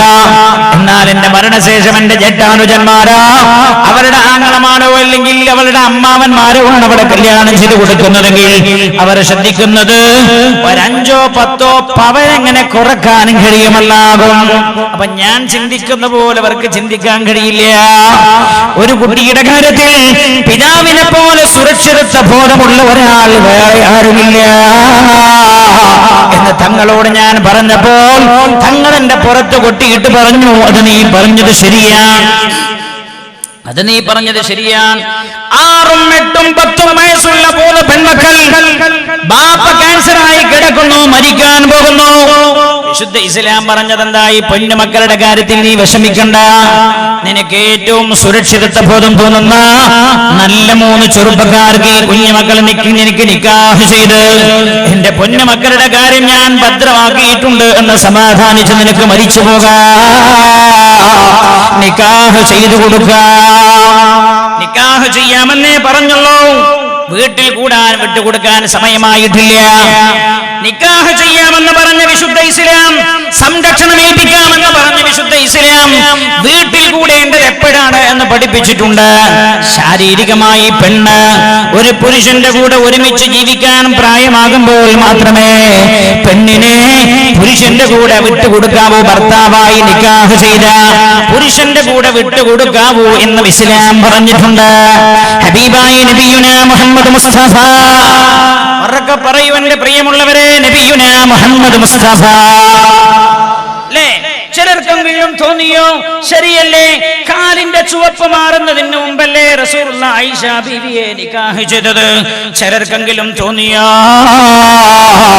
നഊദു ബില്ലാഹ് വഇന്നക ലഅലാ ഖുലുഖിൻ അമീൻ, അങ്ങയില്ലെന്ന മോശമായൊരു സ്വഭാവം ഉണ്ടാവുകയില്ല എന്ന് പ്രപഞ്ചനാഥനായ അല്ലാഹു സാക്ഷ്യപ്പെടുത്തിയതാണ്, പടച്ച റബ്ബ് സാക്ഷ്യപ്പെടുത്തിയതാണ്. അല്ലാഹു ബോധം തരട്ടെ. അല്ലാഹുവേ നീ ബോധം നൽകണേ അല്ലാഹ്. അതുകൊണ്ട് നിക്കാഹ് എന്ന് പറഞ്ഞാൽ സംരക്ഷണം ഏൽപ്പിക്കലാണ്. ശാരീരികമായൊരു പെണ്ണ് ഒരു പുരുഷനോടൊപ്പം ജീവിക്കാനുള്ള ശാരീരിക പക്വത വരുമ്പോഴേ ആ പെണ്ണിനെ ആ ഭർത്താവായി നിക്കാഹ് ചെയ്തവന്റെ കൂടെ ജീവിക്കാൻ വിട്ടുകൊടുക്കാവൂ. ഇസ്ലാം പറഞ്ഞു. ഇന്ന് ആധുനിക ലോകം പറയണതോ, നീ കല്യാണം ചെയ്യാൻ തീരുമാനിച്ചാൽ തന്നെ എന്ത് ചെയ്യാ? നീ ആൾക്കാരൊക്കെ വിളിച്ചിട്ട് ഒരു പാർട്ടിയൊക്കെ നടത്തിയിട്ട് വലിയ കല്യാണം ചെയ്യാൻ പോകുന്നുണ്ട്, 5 കൊല്ലം കഴിഞ്ഞിട്ടുണ്ട് അനൗൺസ് ചെയ്യാം. എന്നിട്ട് അവനോട് വിട്ടേക്ക്, ഒരു തോന്നിയ പോലെ പിന്നെ ജീവിച്ചോട്ടെ, ഒരു 5 കൊല്ലം 6 കൊല്ലം കഴിഞ്ഞിട്ട് നിക്കാഹ് ചെയ്താൽ മതി. പുണ്യനബി അങ്ങനല്ല പറഞ്ഞു. നീ ഒരാളെ കല്യാണം ചെയ്യാൻ ഉദ്ദേശിക്കുന്നോ, നീ ചെയ്യേണ്ടത് നിക്കാഹ് ചെയ്തേക്ക്, വീട്ടിൽ കൂടണ്ട. എപ്പോഴാണോ നിനക്ക് വീട്ടിൽ കൂടാൻ അവൾ ശാരീരികമായി പക്വമാകുന്നത്, അല്ലെങ്കിൽ നീ താല്പര്യപ്പെടുന്നത്, അപ്പൊ നീ വീട്ടിൽ കൂടിക്കോ. നമ്മൾ റസൂലുള്ളാഹിനെ വിളിച്ചെറിഞ്ഞു. പാശ്ചാത്യന്റെ രീതി നമ്മുടെ ജീവിതത്തിന്റെ ഭാഗമാക്കി. നഊദു ബില്ലാഹ്, അല്ലാഹു പുറത്തു തരട്ടെ. റഹീമീനായ റബ്ബേ, നീ പുറത്തു തരണേ അല്ലാഹ്. അനിസ്ലാമികമാണ് ഞാൻ ഓർമ്മപ്പെടുത്തുന്നു, തീർത്തും അനിസ്ലാമിക ദീന് സമ്മതിക്കൂല. എന്താ നിക്കാഹിന് മുടക്ക്? ഒരു മുടക്കില്ലല്ലോ നിക്കാഹിന്. ആകെ നിക്കാഹിന് പറഞ്ഞത് സാമ്പത്തികമായി ഇടപെടുന്നത് മഹറല്ലേ. മഹർ എത്ര ചെറുതും കൊടുത്താ പോരെ? എന്തിനാ നമ്മൾ നിക്കാഹ് നീട്ടിവെക്കുന്നത്? എന്നിട്ട് അതിന്റെ പേരിൽ എന്തൊക്കെ അനർത്ഥങ്ങൾ ഉണ്ടാകുന്നു, അതൊക്കെ സമൂഹത്തിന്റെ മേൽ വെച്ച് കെട്ടപ്പെടുകയും ചെയ്യുന്നു. റസൂലുള്ളാഹിന്റെ ഉമ്മത്തിന്റെ മേൽ വെച്ച് കെട്ടപ്പെടുന്നു. അല്ലാഹു റബ്ബുൽ ഇസ്സത്ത് പുറത്തു തരട്ടെ. മഹാനായ നബിയുനാ റസൂലുള്ളാഹി സല്ലല്ലാഹു അലൈഹി വസല്ലം തങ്ങൾ ആയിഷ ബീവി റളിയല്ലാഹു അൻഹയുമായി വീട്ടിൽ കൂടുന്നത് ആയിഷ ബീവി റളിയല്ലാഹു അൻഹയുടെ 9ാമത്തെ വയസ്സിലാണ്. അപ്പോൾ നിങ്ങൾ ചോദിക്കൂ, 9ാമത്തെ വയസ്സ് തന്നെ ചെറിയ കുട്ടി എന്നല്ലേ? അല്ല, അന്ന് ആയിഷ ബീവി റളിയല്ലാഹു അൻഹ 9 വയസ്സാകുമ്പോ ഒരു 18-20 വയസ്സുള്ള ഒരു പെണ്ണിന്റെ ശാരീരികമായ മേനിയായിരുന്നു ആയിഷ ബീവി റളിയല്ലാഹു അൻഹ. മഹാനായ നബിയുനാ റസൂലുള്ളാഹി സല്ലല്ലാഹു അലൈഹി വസല്ലം തങ്ങൾ തങ്ങളുടെ 53ാമത്തെ വയസ്സിലാണല്ലോ മദീനയിലേക്ക് പലായനം ചെയ്യുന്നത്. തലൽ ബദറു അലൈനാ മിൻ തനിയാതിൽ വദാഇ വജബ ശുക്റു അലൈനാ മദഅ ലില്ലാഹി ദാഇ അയ്യുഹൽ മബ്ഊത്ത് ഫീനാ ജിത ബിൽ അംറിൽ മുതാഇ. നബി സല്ലല്ലാഹു അലൈഹി വസല്ലം തങ്ങളെ പലായനം ചെയ്യുകയാണ്. സിദ്ദീഖുൽ അക്ബർ റളിയല്ലാഹു അൻഹു കൂടെയുണ്ട്. തന്റെ പൊന്നുമോൾ ആയിഷ ബീവിയെയും കുടുംബത്തെയും മദീനയിലേക്ക് എത്തിക്കാനുള്ള ചുമതല മറ്റൊരാളെ ഏൽപ്പിച്ചാണ് സിദ്ദീഖ് റളിയല്ലാഹു അൻഹു റസൂലുള്ളാഹിന്റെ കൂടെ പോയത്. സല്ലല്ലാഹു അലൈഹി വസല്ലം നബി സല്ലല്ലാഹു അലൈഹി വസല്ലം തങ്ങൾ മദീനയിൽ ചെന്നു. ആദ്യമായി താമസിച്ചത് ഇപ്പോൾ മസ്ജിദ് ഖുബാ നിൽക്കുന്നതിന്റെ പരിസരത്തായിരുന്നു. പിന്നീട് മസ്ജിദുൻ നബവി ഉള്ള സ്ഥലത്തേക്ക് അല്ലാഹുവിന്റെ ഹബീബ് താമസം മാറുകയാണ്. മദീനയിൽ എത്തിയപ്പോൾ എല്ലാവർക്കും പനിച്ചത്രേ. ആയിഷ ബീവി റളിയല്ലാഹു അൻഹാക്കും പനിക്കുകയാണ്. എല്ലാവർക്കും പനിച്ചു, കഠിനമായ പനി. ആയിഷ ബീവി റളിയല്ലാഹു അൻഹയുടെ പനിയെ കുറിച്ച് ചരിത്രം രേഖപ്പെടുത്തുന്നുണ്ട്. തലമുടി പോലും കൊഴിഞ്ഞുപോയത്രേ. പനിയുടെ കാഠിന്യം കാരണം തലമുടി പോലും കൊഴിഞ്ഞുപോയി. ആയിഷ റളിയല്ലാഹു അൻഹയുടെ പനി മാറുകയാണ്. ശാരീരികമായി ആയിഷ ബീവി റളിയല്ലാഹു അൻഹ പുഷ്ടി പ്രാപിച്ചിരിക്കുകയാണ്. പനിയൊക്കെ കഴിഞ്ഞ് ശരീരം നല്ലപോലെ നന്നായിട്ടുണ്ട്. അപ്പോഴാ വീട്ടിൽ കൂടാൻ തീരുമാനിക്കുന്നത്. മഹാനായ സിദ്ദീഖ് റളിയല്ലാഹു അൻഹു വീട്ടിൽ കൂടാൻ തീരുമാനിക്കുകയാണ്. അങ്ങനെ അതാ വീട്ടിൽ കൂടപ്പെടുന്ന ദിവസം നിശ്ചയിക്കപ്പെടുന്ന മഹാനായ നബിയുനാ റസൂലുള്ളാഹി സല്ലല്ലാഹു അലൈഹി വസല്ലം തങ്ങൾ ആയിഷ ബീവി റളിയല്ലാഹു അൻഹയുടെ വീട്ടിലേക്ക് സിദ്ദീഖുൽ അക്ബറിന്റെ വീട്ടിലേക്ക് പുതിയാപ്പിളയായി ചെല്ലുകയാണ്. നബി സല്ലല്ലാഹു അലൈഹി വസല്ലം തങ്ങൾ ചെന്നു. സിദ്ദീഖ് റളിയല്ലാഹു അൻഹു സ്വീകരിച്ചിരുത്തി. വീട്ടിന്റെ കത്തലിൽ അല്ലാഹുവിന്റെ ഹബീബിന് ആദ്യമായി വീട്ടിൽ നിന്ന് നൽകപ്പെട്ടത് ലബന, പാലായിരുന്നു റസൂലുള്ളാഹിക്ക് കുടിക്കാൻ കൊടുത്തത്.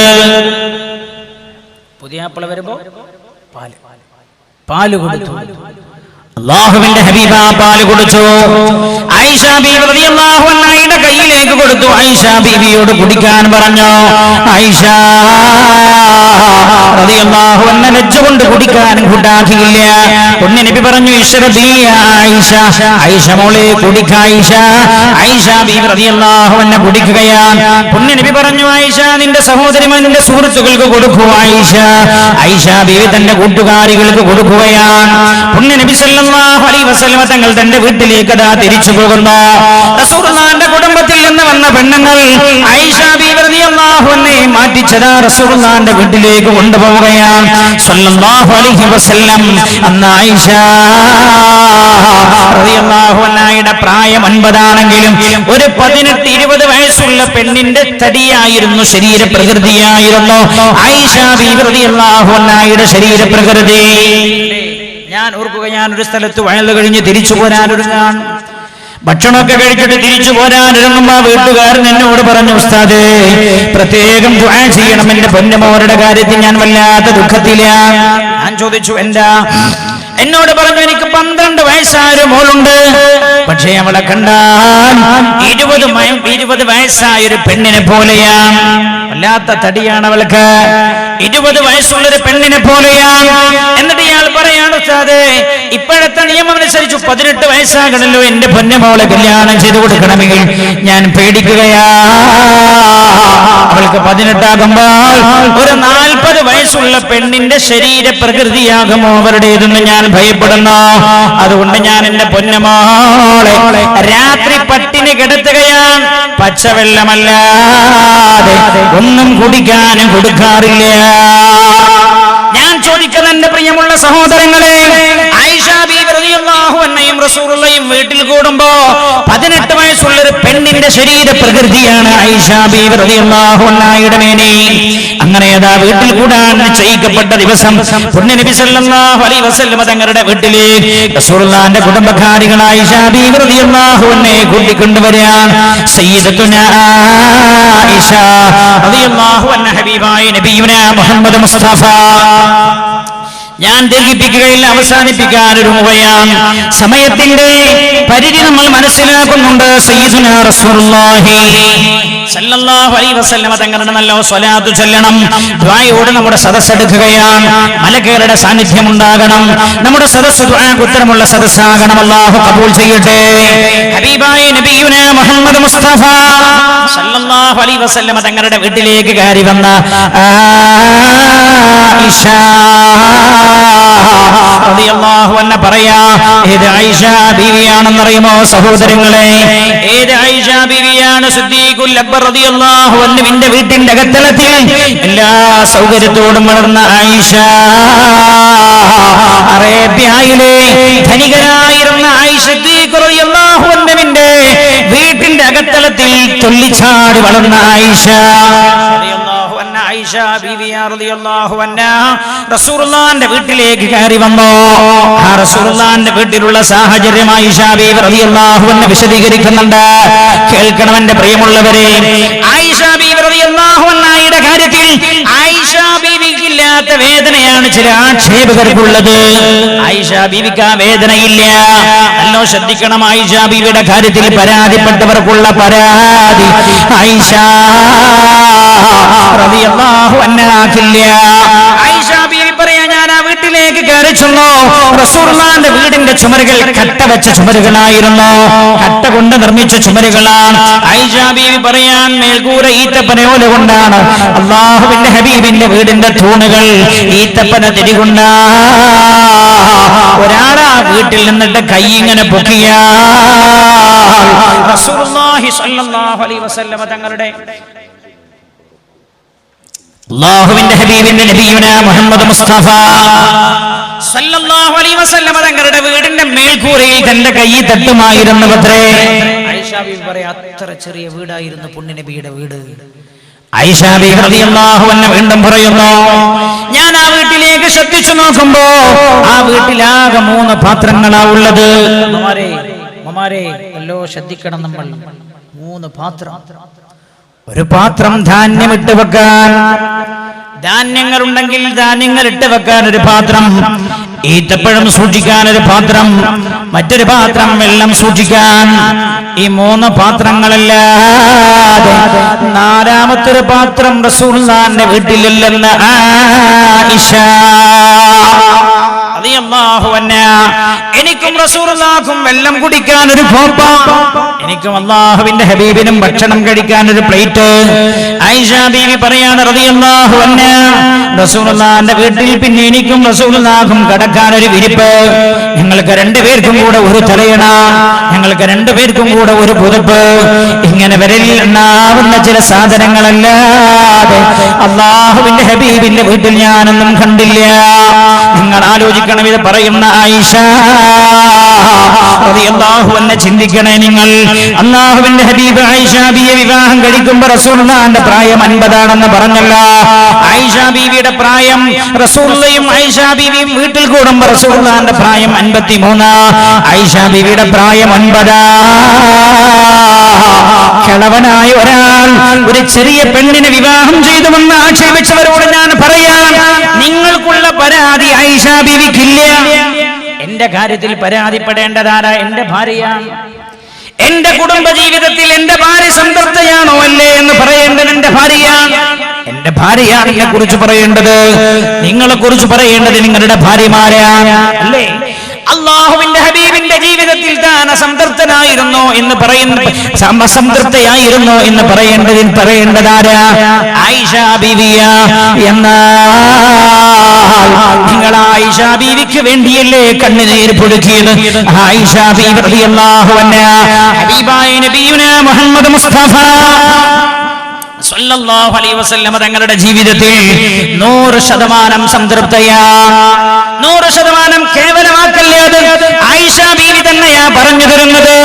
ആയിഷ ബീവി പറയാണ്, അല്ലാഹുവിന്റെ ഹബീബിനെ പോലെ ഒരാളെ ലോക ചരിത്രത്തിൽ ഒരു മനുഷ്യ സമൂഹത്തിൽ എനിക്ക് കാണാനും കഴിഞ്ഞിട്ടില്ലെന്ന് ആയിഷ റളിയല്ലാഹു അൻഹ കേൾക്കണേ നിങ്ങൾ. കല്യാണം ചെയ്തവന് 35 വയസ്സുണ്ട്. അവന്റെ അടുത്ത് യാതൊരു മാനുഷിക മൂല്യങ്ങളും ഇല്ലെങ്കിൽ ഈ പ്രായത്തിൽ എന്തർത്ഥം? എന്റെ പ്രിയമുള്ളവരെ, മാനുഷിക മൂല്യം അയാളുടെ കയ്യില്ലെങ്കിൽ പിന്നെ പ്രായം കൊണ്ടെന്നൊരു കാര്യം. മഹാനായ നബിയുനാ റസൂലുള്ളാഹി സല്ലല്ലാഹു അലൈഹി വസല്ലം തങ്ങളെ കുറിച്ച് ആയിഷ ബീവി പറയുന്നത് കേൾക്കണേ നിങ്ങൾ. ആയിഷ ബീവി പറയാ, അല്ലാഹുവിന്റെ ഹബീബ് എത്ര വലിയ മനുഷ്യനാണ് ആയിഷ ബീവി തന്നെ രേഖപ്പെടുത്തുന്നുണ്ട്. പുണ്യ നബി എത്ര വലിയ മനുഷ്യനാ. അല്ലാഹുവിന്റെ ഹബീബിനെ സ്വഹാബികൾ ആദരിക്കുന്നത് കണ്ട് ആയിഷ ബീവി അത്ഭുതപ്പെട്ടു പോയിട്ടുണ്ട്. ആയിഷ ബീവിയുടെ വീട് മദീന പള്ളിയുടെ ചാരത്ത് തന്നെയാണല്ലോ. ആയിഷ ബീവി റളിയല്ലാഹു അൻഹ പറയാ, ഞാൻ പള്ളിയിൽ സ്വഹാബികൾ ഇരിക്കുന്നത് ചിലപ്പോൾ കാണാറുണ്ട്.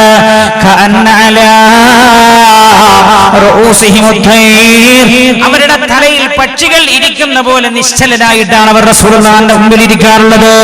റസൂലുള്ളാഹിനോട് വല്ലാത്ത ബഹുമാനമാണ്, ആദരവാണ്. ആയിഷ ബീവി റളിയല്ലാഹു അൻഹ പറയാ, ഹബീബായ നബിയുനാ മുഹമ്മദ് മുസ്തഫ സല്ലല്ലാഹു അലൈഹി വസല്ലം വീടിന്റെ വെളിയിൽ എത്ര വലിയ ഗാംഭീര്യത്തോടെയാ റസൂലുള്ളാഹി പെരുമാറാറുള്ളത്. എന്നാൽ എന്റെ വീട്ടിന്റെ അകത്തളത്തിലേക്ക് പുണ്യനബി കയറി വന്നാൽ റസൂലുള്ളാഹി എന്റെ പ്രായത്തിലേക്ക് ഇറങ്ങി വരുമെന്ന് ആയിഷ പറയാ. എന്റെ വീട്ടിലേക്ക് റസൂലുള്ളാഹി കയറി വന്നാൽ എന്റെ പ്രായത്തിലേക്ക് റസൂലുള്ളാഹി അങ്ങോട്ട് ഇറങ്ങി വരുമെന്ന് ആയിഷ ബീവി റളിയല്ലാഹു അൻഹാ. ആ പറഞ്ഞ വാക്കിന്റെ അർത്ഥം എന്താ? 9 വയസ്സായപ്പോൾ റസൂലുള്ളാഹി എനിക്ക് 9 വയസ്സായപ്പോൾ പുണ്യനബി എന്നോട് പെരുമാറിയത് 9 വയസ്സുള്ള ഒരാളെ പോലെ. എനിക്ക് 14 ആകുമ്പോൾ പുണ്യനബി എന്നോട് പെരുമാറുന്നത് 14 വയസ്സുള്ള ഒരാളെ പോലെ.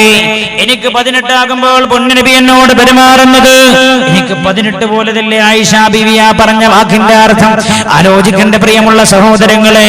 ആയിഷ ബീവിക്ക് ഹബീബിനെ കുറിച്ച് പരാതിയില്ല. ആയിഷ ബീവി പറയാണ്, എന്റെ പ്രായത്തിലേക്ക് റസൂലുള്ളാഹി അങ്ങോട്ട് ഇറങ്ങി വരും. എത്ര വലിയ മനുഷ്യനാ അല്ലാഹുവിന്റെ ഹബീബ്. ഒരിക്കൽ ആയിഷ ബീവി റളിയല്ലാഹു അൻഹ രേഖപ്പെടുത്താൻ, ഒരു ദിവസം ഞാൻ എന്റെ വീട്ടിലാണ്. അപ്പൊ അല്ലാഹുവിന്റെ ഹബീബും എന്റെ വീട്ടിലുണ്ട്. വീടിന്റെ വെളിയിൽ നിന്നെന്തോ ശബ്ദ കോലാഹലം കേട്ടോ. മസ്ജിദുൻ നബവിയുടെ മുറ്റത്ത് നിന്നാണ് ആ ശബ്ദ കോലാഹലം കേൾക്കുന്നത് എന്ന് റസൂലുള്ളാഹിക്ക് മനസ്സിലായി. അല്ലാഹുവിന്റെ ഹബീബ് ആയിഷ ബീവി പറയാ റളിയല്ലാഹു അൻഹാ, മഹാനായ നബിയുനാ റസൂലുള്ളാഹി സല്ലല്ലാഹു അലൈഹി വസല്ലം തങ്ങൾ ആ ശബ്ദം കേട്ടപ്പോൾ തന്റെ വീട്ടിൽ നിന്ന് എഴുന്നേറ്റു. മസ്ജിദുൻ നബവിയുടെ മുറ്റത്തേക്ക് നോക്കി. മുറ്റത്തേക്ക് നോക്കുമ്പോൾ അറബികളുടെ കുഞ്ഞുമക്കൾ കളിക്കുകയാ.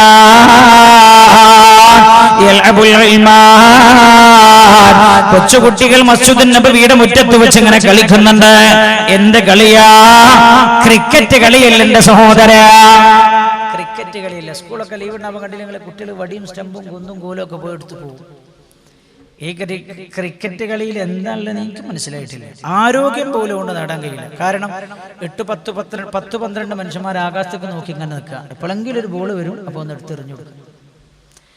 ഇനി ബാറ്റ് ചെയ്യുന്നവന് ഓടി ആരോഗ്യം ഉണ്ടാക്കാനുള്ള അവസരം ഉണ്ടാവില്ല. അവന് 6 അടിച്ചതെങ്കിൽ പിന്നെ അവനെ ഓടണ്ട, അവിടെ തന്നെ നിന്നാ മതി. 6 ആരോഗ്യം. ഈ കുട്ടികൾ എന്താ കളിക്കുന്നത്? ക്രിക്കറ്റ് അല്ല. അല്ലാഹുവിന്റെ ഹബീബ് കാണുന്നു, അവർ അമ്പെയ്ത് പരിശീലിക്കുകയാണ്. അമ്പെയ്ത്ത് യുദ്ധത്തിന് അനിവാര്യമാണല്ലോ.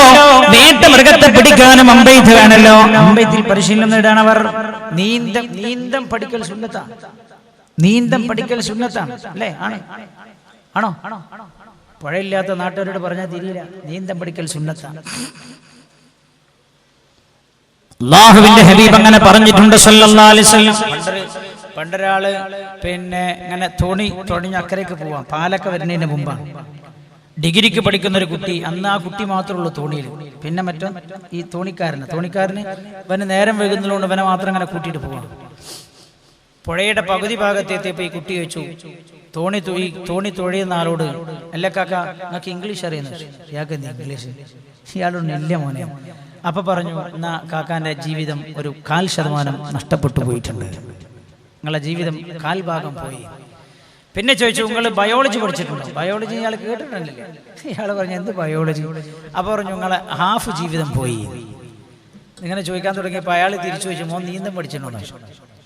അവൻ പറഞ്ഞു, ഇല്ല. എന്നാ എന്റെ മുഴുവൻ ജീവിതം പോയി. അയാൾ തിരിച്ചു പറഞ്ഞു, നീന്തം പഠിക്കൽ സുന്നത്താണ്. അല്ലാഹുവിന്റെ ഹബീബ് കാണുന്നത് ഇവർ അമ്പെയ്ത് ഇങ്ങനെ കളിക്കുകയാണ്.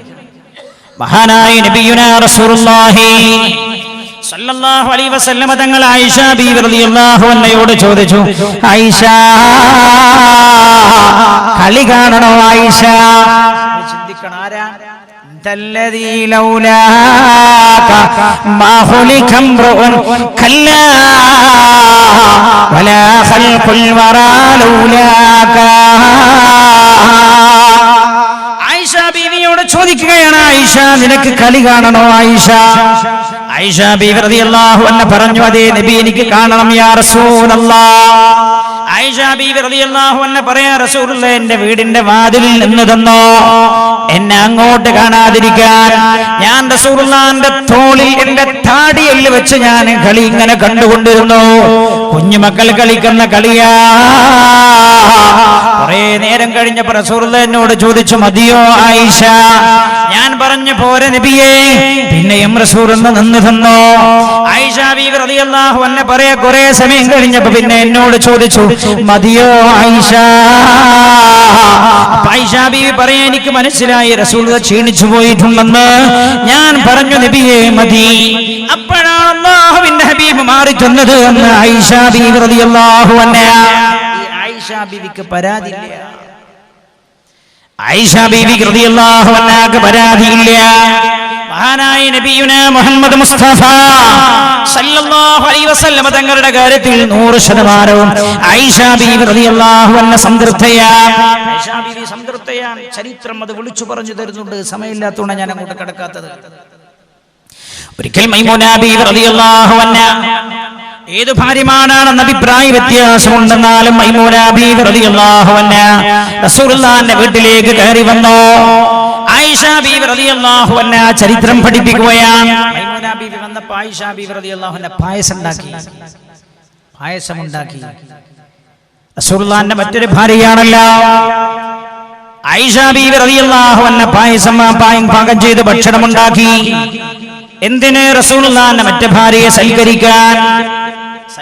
സാധാരണ 2 പെണ്ണിട്ടിയാൽ അങ്ങോട്ടും ഇങ്ങോട്ടും വെറുപ്പാന്നാ പറഞ്ഞിട്ട്, അങ്ങോട്ടും ഭയങ്കര വെറുപ്പുണ്ടാവും. കേരളത്തിലെ പ്രമുഖനായ ഒരാൾ, ഞാൻ ആ ആളുടെ പേരിന്റെ ആദ്യത്തെ അക്ഷരം പറഞ്ഞാൽ പോലും നിങ്ങൾക്ക് മനസ്സിലാവും ആളാരാണ്.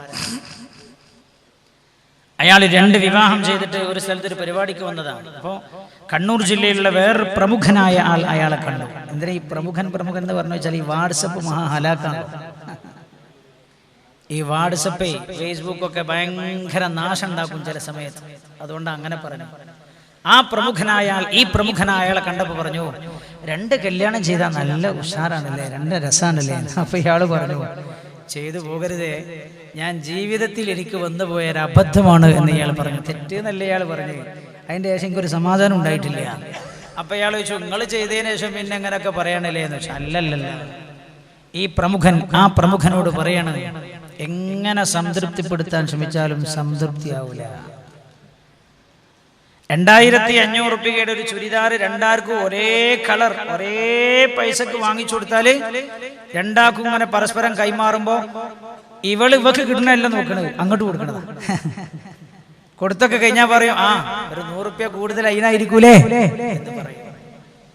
ഇവള് ശ്രദ്ധിക്കണം, എന്താ ആ ചുരിദാറിൽ ഇതിനേക്കാളും ഒരു പുള്ളി അധികം ഉണ്ടല്ലോ, ഒരു ചിത്രം അധികമുണ്ടല്ലോ. അതാണ് പെണ്ണിന്റെ സ്വഭാവം എന്ന് പറഞ്ഞു. ആയിഷ ബീവി റളിയല്ലാഹു അൻഹ റസൂലുള്ളാഹിന്റെ ഭാര്യ വീട്ടിലേക്ക് വന്നപ്പോൾ പായസം ഉണ്ടാക്കുന്നു, ഭക്ഷണം ഉണ്ടാക്കുന്നു, അവരെ സൽക്കരിക്കാൻ ഭക്ഷണമൊക്കെ ഉണ്ടാക്കി ആയിഷ ബീവി അടുത്തു കൊണ്ടുപോയിട്ട് കൊടുത്തപ്പോൾ അവർ പറഞ്ഞു ഞാൻ കഴിക്കൂല. പെണ്ണുങ്ങളെ ഏറാന്ന് കേട്ടിട്ടില്ല ഞങ്ങള്? പെണ്ണുങ്ങളെ ഏറാ, ഈ പെണ്ണുങ്ങളല്ല കേട്ടോ, ഇവിടെയുള്ള അമ്മാരൊക്കെ നല്ലതാണ്. പെണ്ണിന്റെ സ്വഭാവത്തിൽ പെണ്ണിന്റെ ആണിന്റെ സ്വഭാവം വ്യത്യാസമല്ലേ ഉണ്ട്, പ്രകൃതം വ്യത്യാസമല്ലേ ഉണ്ട്. ശരിക്കും നമ്മൾ പറയേണ്ടതെന്നറിയോ, ആണും പെണ്ണും ഒന്നാണ്. സ്ത്രീലിംഗ സമത്വത്തെ വാദിക്കുന്ന ആളുകളുടെ വാദത്തിന്റെ നിരർത്ഥകമായ ഭാഗം നമ്മൾ മനസ്സിലാക്കാത്തതുകൊണ്ടാണ്. ഇവർ പറഞ്ഞു ഞാൻ കഴിക്കില്ല. ആയിഷ ബീവി റളിയല്ലാഹു അൻഹ പറഞ്ഞു കഴിക്കണം. അവർ പറഞ്ഞു ഞാൻ കഴിക്കൂല. കഴിക്കണം വാശിയായി. അള്ളാന്റെ ഹബീബ് അടുത്തിരിക്കുന്നുണ്ട്. ആയിഷ ബീവി പറയാൻ ഞാൻ ചെറിയ കുട്ടിയല്ലേ, പുണ്യന് പിന്നെ ഒന്നും പറഞ്ഞില്ല. ഞങ്ങൾ രണ്ടുപേരും ഇങ്ങനെ തിരക്കിക്കുന്ന റസൂലുള്ള അടുത്തുനിന്ന് ഇങ്ങനെ കാണുന്നുണ്ട്. പുണ്യനബി ചിരിക്കുന്നുണ്ട്. ആയിഷ ബീവി പറയാ ഞാൻ ചോദിക്കട്ടെ എന്റെ പ്രിയമുള്ളവരെ, എന്റെ പ്രിയപ്പെട്ട ഭർത്താവിനെ കുറിച്ച് ഖലവനായ മുഹമ്മദിന്റെ കുട്ടിയായ ഭാര്യയായി ചെറിയ പെൺകുട്ടിയായ മുഹമ്മദിന്റെ ഭാര്യ ആയിഷ എന്ന് ആക്ഷേപിച്ചവരെ, നിങ്ങൾക്ക് ആ ജീവിതത്തിലുള്ള പരാതി ആയിഷ ബീവിക്കില്ല. 100% ആ ജീവിതത്തിൽ ഞാൻ സംതൃപ്തയായിരുന്നുവെന്ന് ചരിത്രത്തോട് ആയിഷ ബീവി റളിയല്ലാഹു അൻഹ വിളിച്ചു പറഞ്ഞിട്ടുണ്ട്. ആയിഷ ബീവി പറയാൻ ഞാനും ആ ഭാര്യയും തമ്മിൽ തർക്കമായി. ഞാൻ പറഞ്ഞു ഇത് കഴിക്കണം, ഇത് നിങ്ങൾക്ക് വേണ്ടി ഉണ്ടാക്കിയതാ. അവർ പറഞ്ഞു ഞാൻ കഴിക്കില്ല. ഞാൻ പറഞ്ഞു നിങ്ങൾ കഴിച്ചിട്ടില്ലെങ്കിൽ ഞാൻ ഇത് നിങ്ങളുടെ വായിൽ വാരിത്തേക്കുമെന്ന് പറഞ്ഞു. അപ്പൊ അവർ പറഞ്ഞു ഞാൻ കഴിക്കൂല. ആയിഷ ബീവി പറയാ അല്ലാഹുവിന്റെ ഹബീബ് അടുത്തുണ്ട്. ഞാൻ ആ ഭക്ഷണത്തിന്റെ പാത്രത്തിൽ കൈയിട്ടു.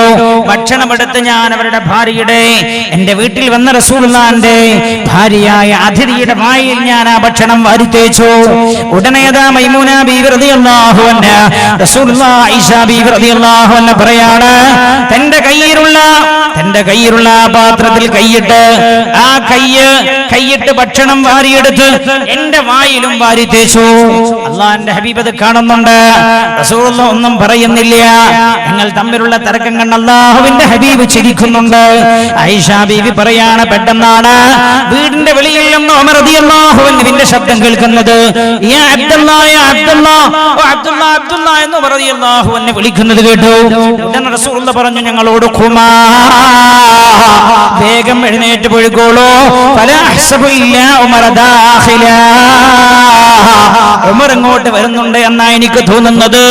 ഉമർ വന്നാൽ നിങ്ങൾ രണ്ടുപേർക്കും ബാക്കി കിട്ടും, വേഗം എഴുന്നേറ്റ് പോയിക്കോളൂ എന്ന് പറഞ്ഞു മുഖം കഴുകി വൃത്തിയാക്കിയേക്കെന്ന് പറഞ്ഞു അല്ലാഹുവിന്റെ ഹബീബ് എന്ന് ആയിഷ.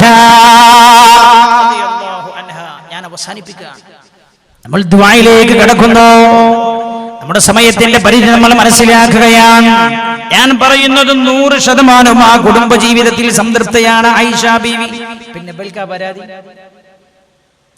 പിന്നെ ഇവർക്കാണോ പരാതി? പരാതി ഉണ്ടായാൽ പരാതി വേണ്ടതാർക്കാണ്? ആയിഷ ബീവിക്കല്ലേ റളിയല്ലാഹു അൻഹ. അല്ലാഹു സുബ്ഹാനഹു വ തആല ആയിഷ ബീവിയെ കുറിച്ചും പുണ്യനബി സല്ലല്ലാഹു അലൈഹി വസല്ലം തങ്ങളെ കുറിച്ചും പറഞ്ഞ സദസ്സായതുകൊണ്ട് അല്ലാഹു ഈ സദസ്സ് ദുആക്ക് ഉത്തരമുള്ള സദസ്സാക്കി തരട്ടെ.